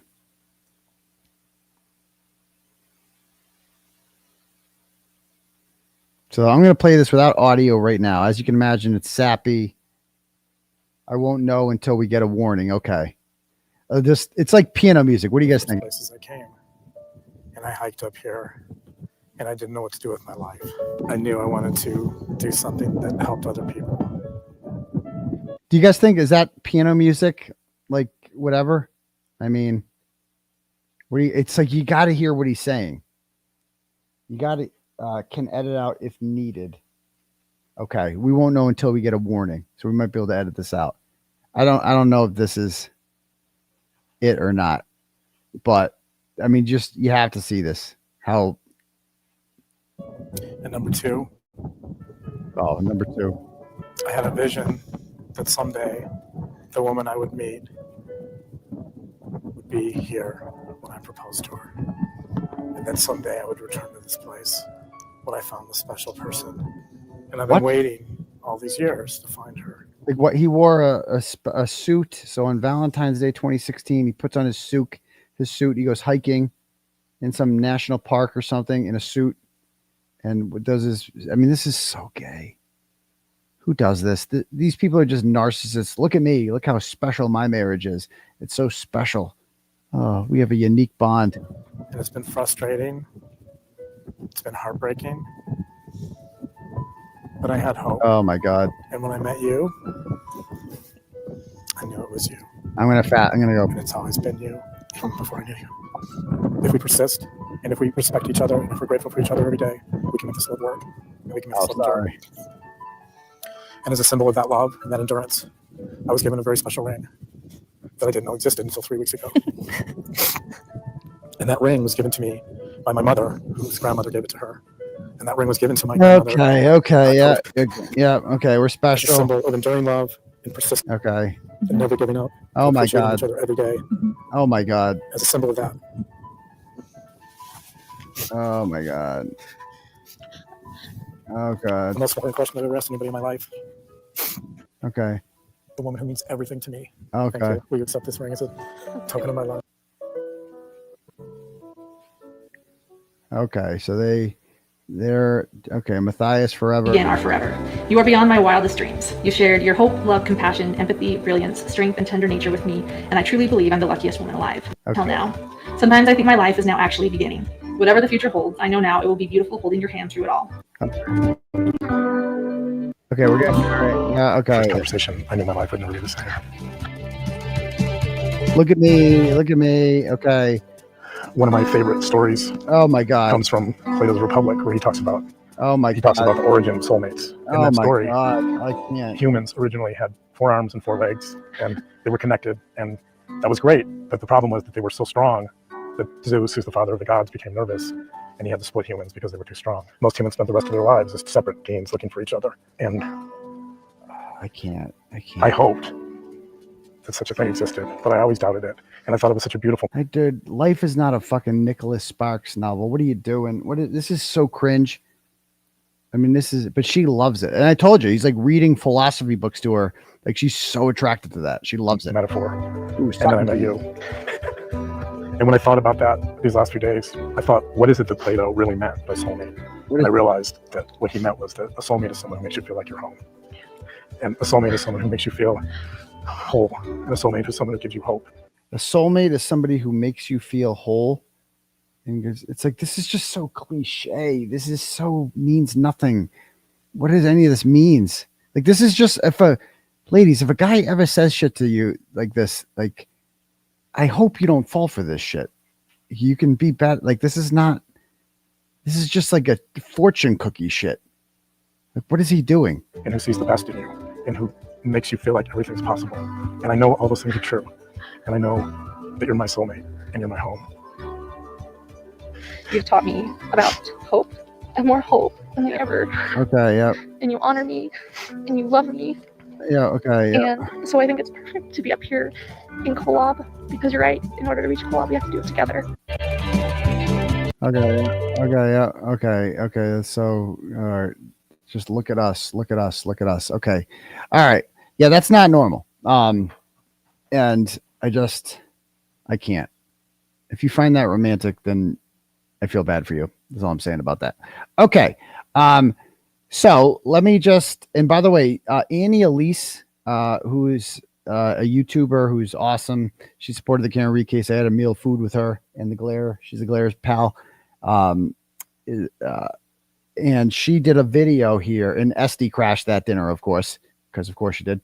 And she apparently used to employ, I guess, Grayson. That's what people are saying. I not confirmed that, but check out this video real quick. We'll end with this.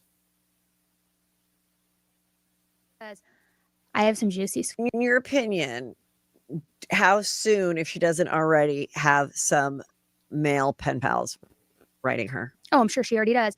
I have some juicy scoop for you, actually. Give it to me. So a girl who used to work for me, okay, in the true crime circuit, who went to these trials, I found out that she has been messaging with Lori, putting money on her books, pretending to be a Mormon herself, that she's like relating to her on all sorts of. I sent her to the first Lori trial, and I never knew any of this. And I just found this out maybe 2 weeks ago. I was so sick to my stomach, like I couldn't sleep. I was like, because she started messaging her while she was covering the first trial.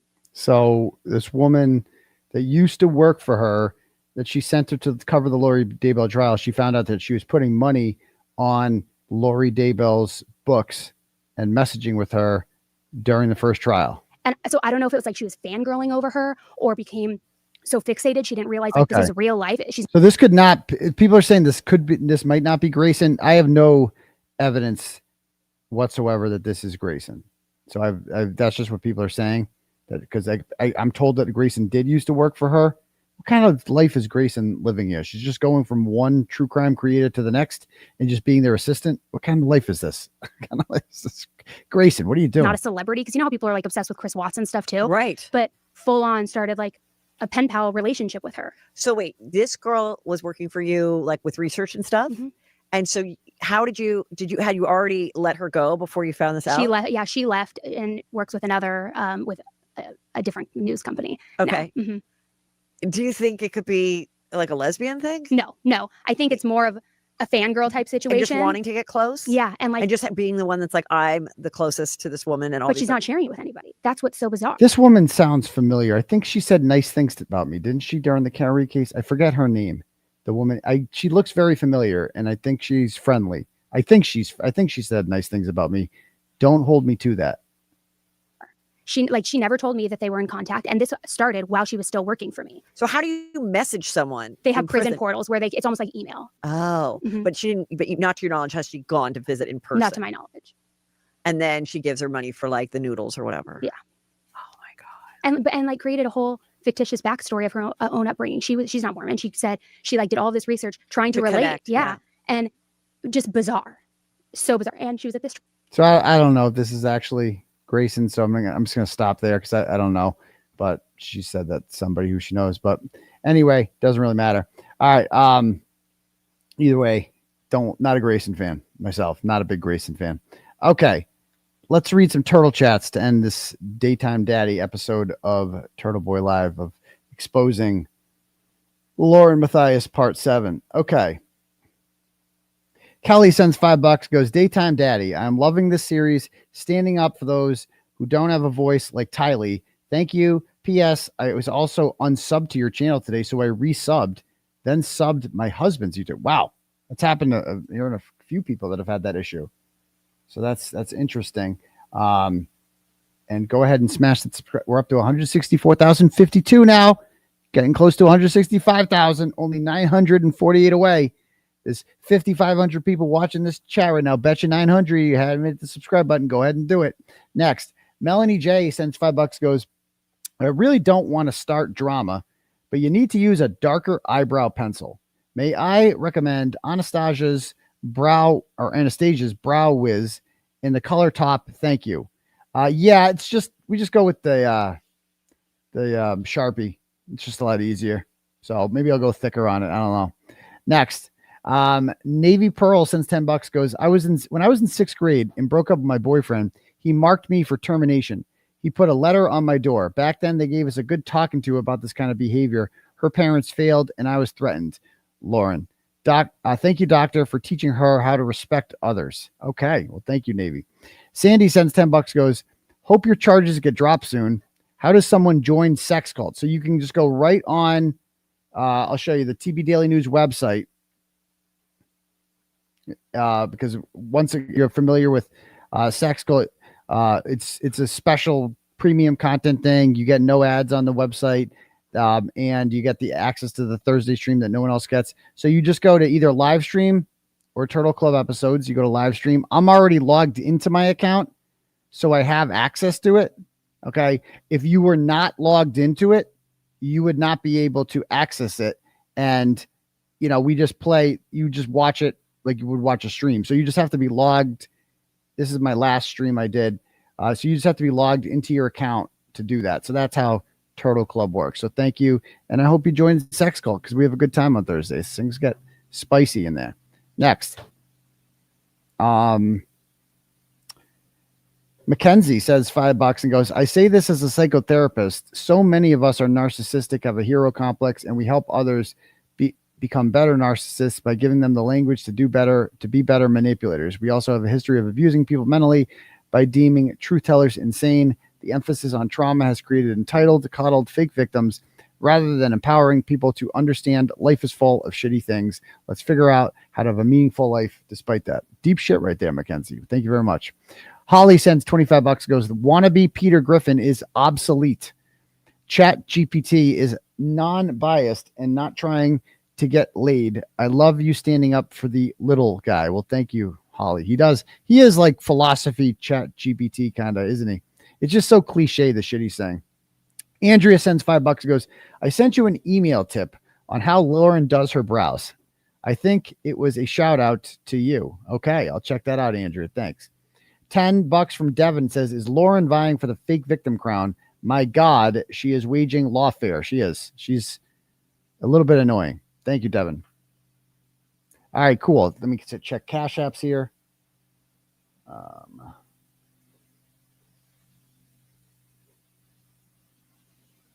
EMC sends $10 and goes, this guy reminds me of VB from Fox 25. Who's VB? I don't know who that is. Thank you, EMC. Emily sends $5 and goes, send Crusher a link to hop on now. I'd rather do it on a separate stream where we announce it ahead of time, Emily. So thank you. So anyway, we're good. All right, cool. I am going to go get started with my day, though. Thank you guys for joining me. We have more to come tomorrow. I don't know if I'll do it during the day or if I'll save it for nighttime. I got to think about that.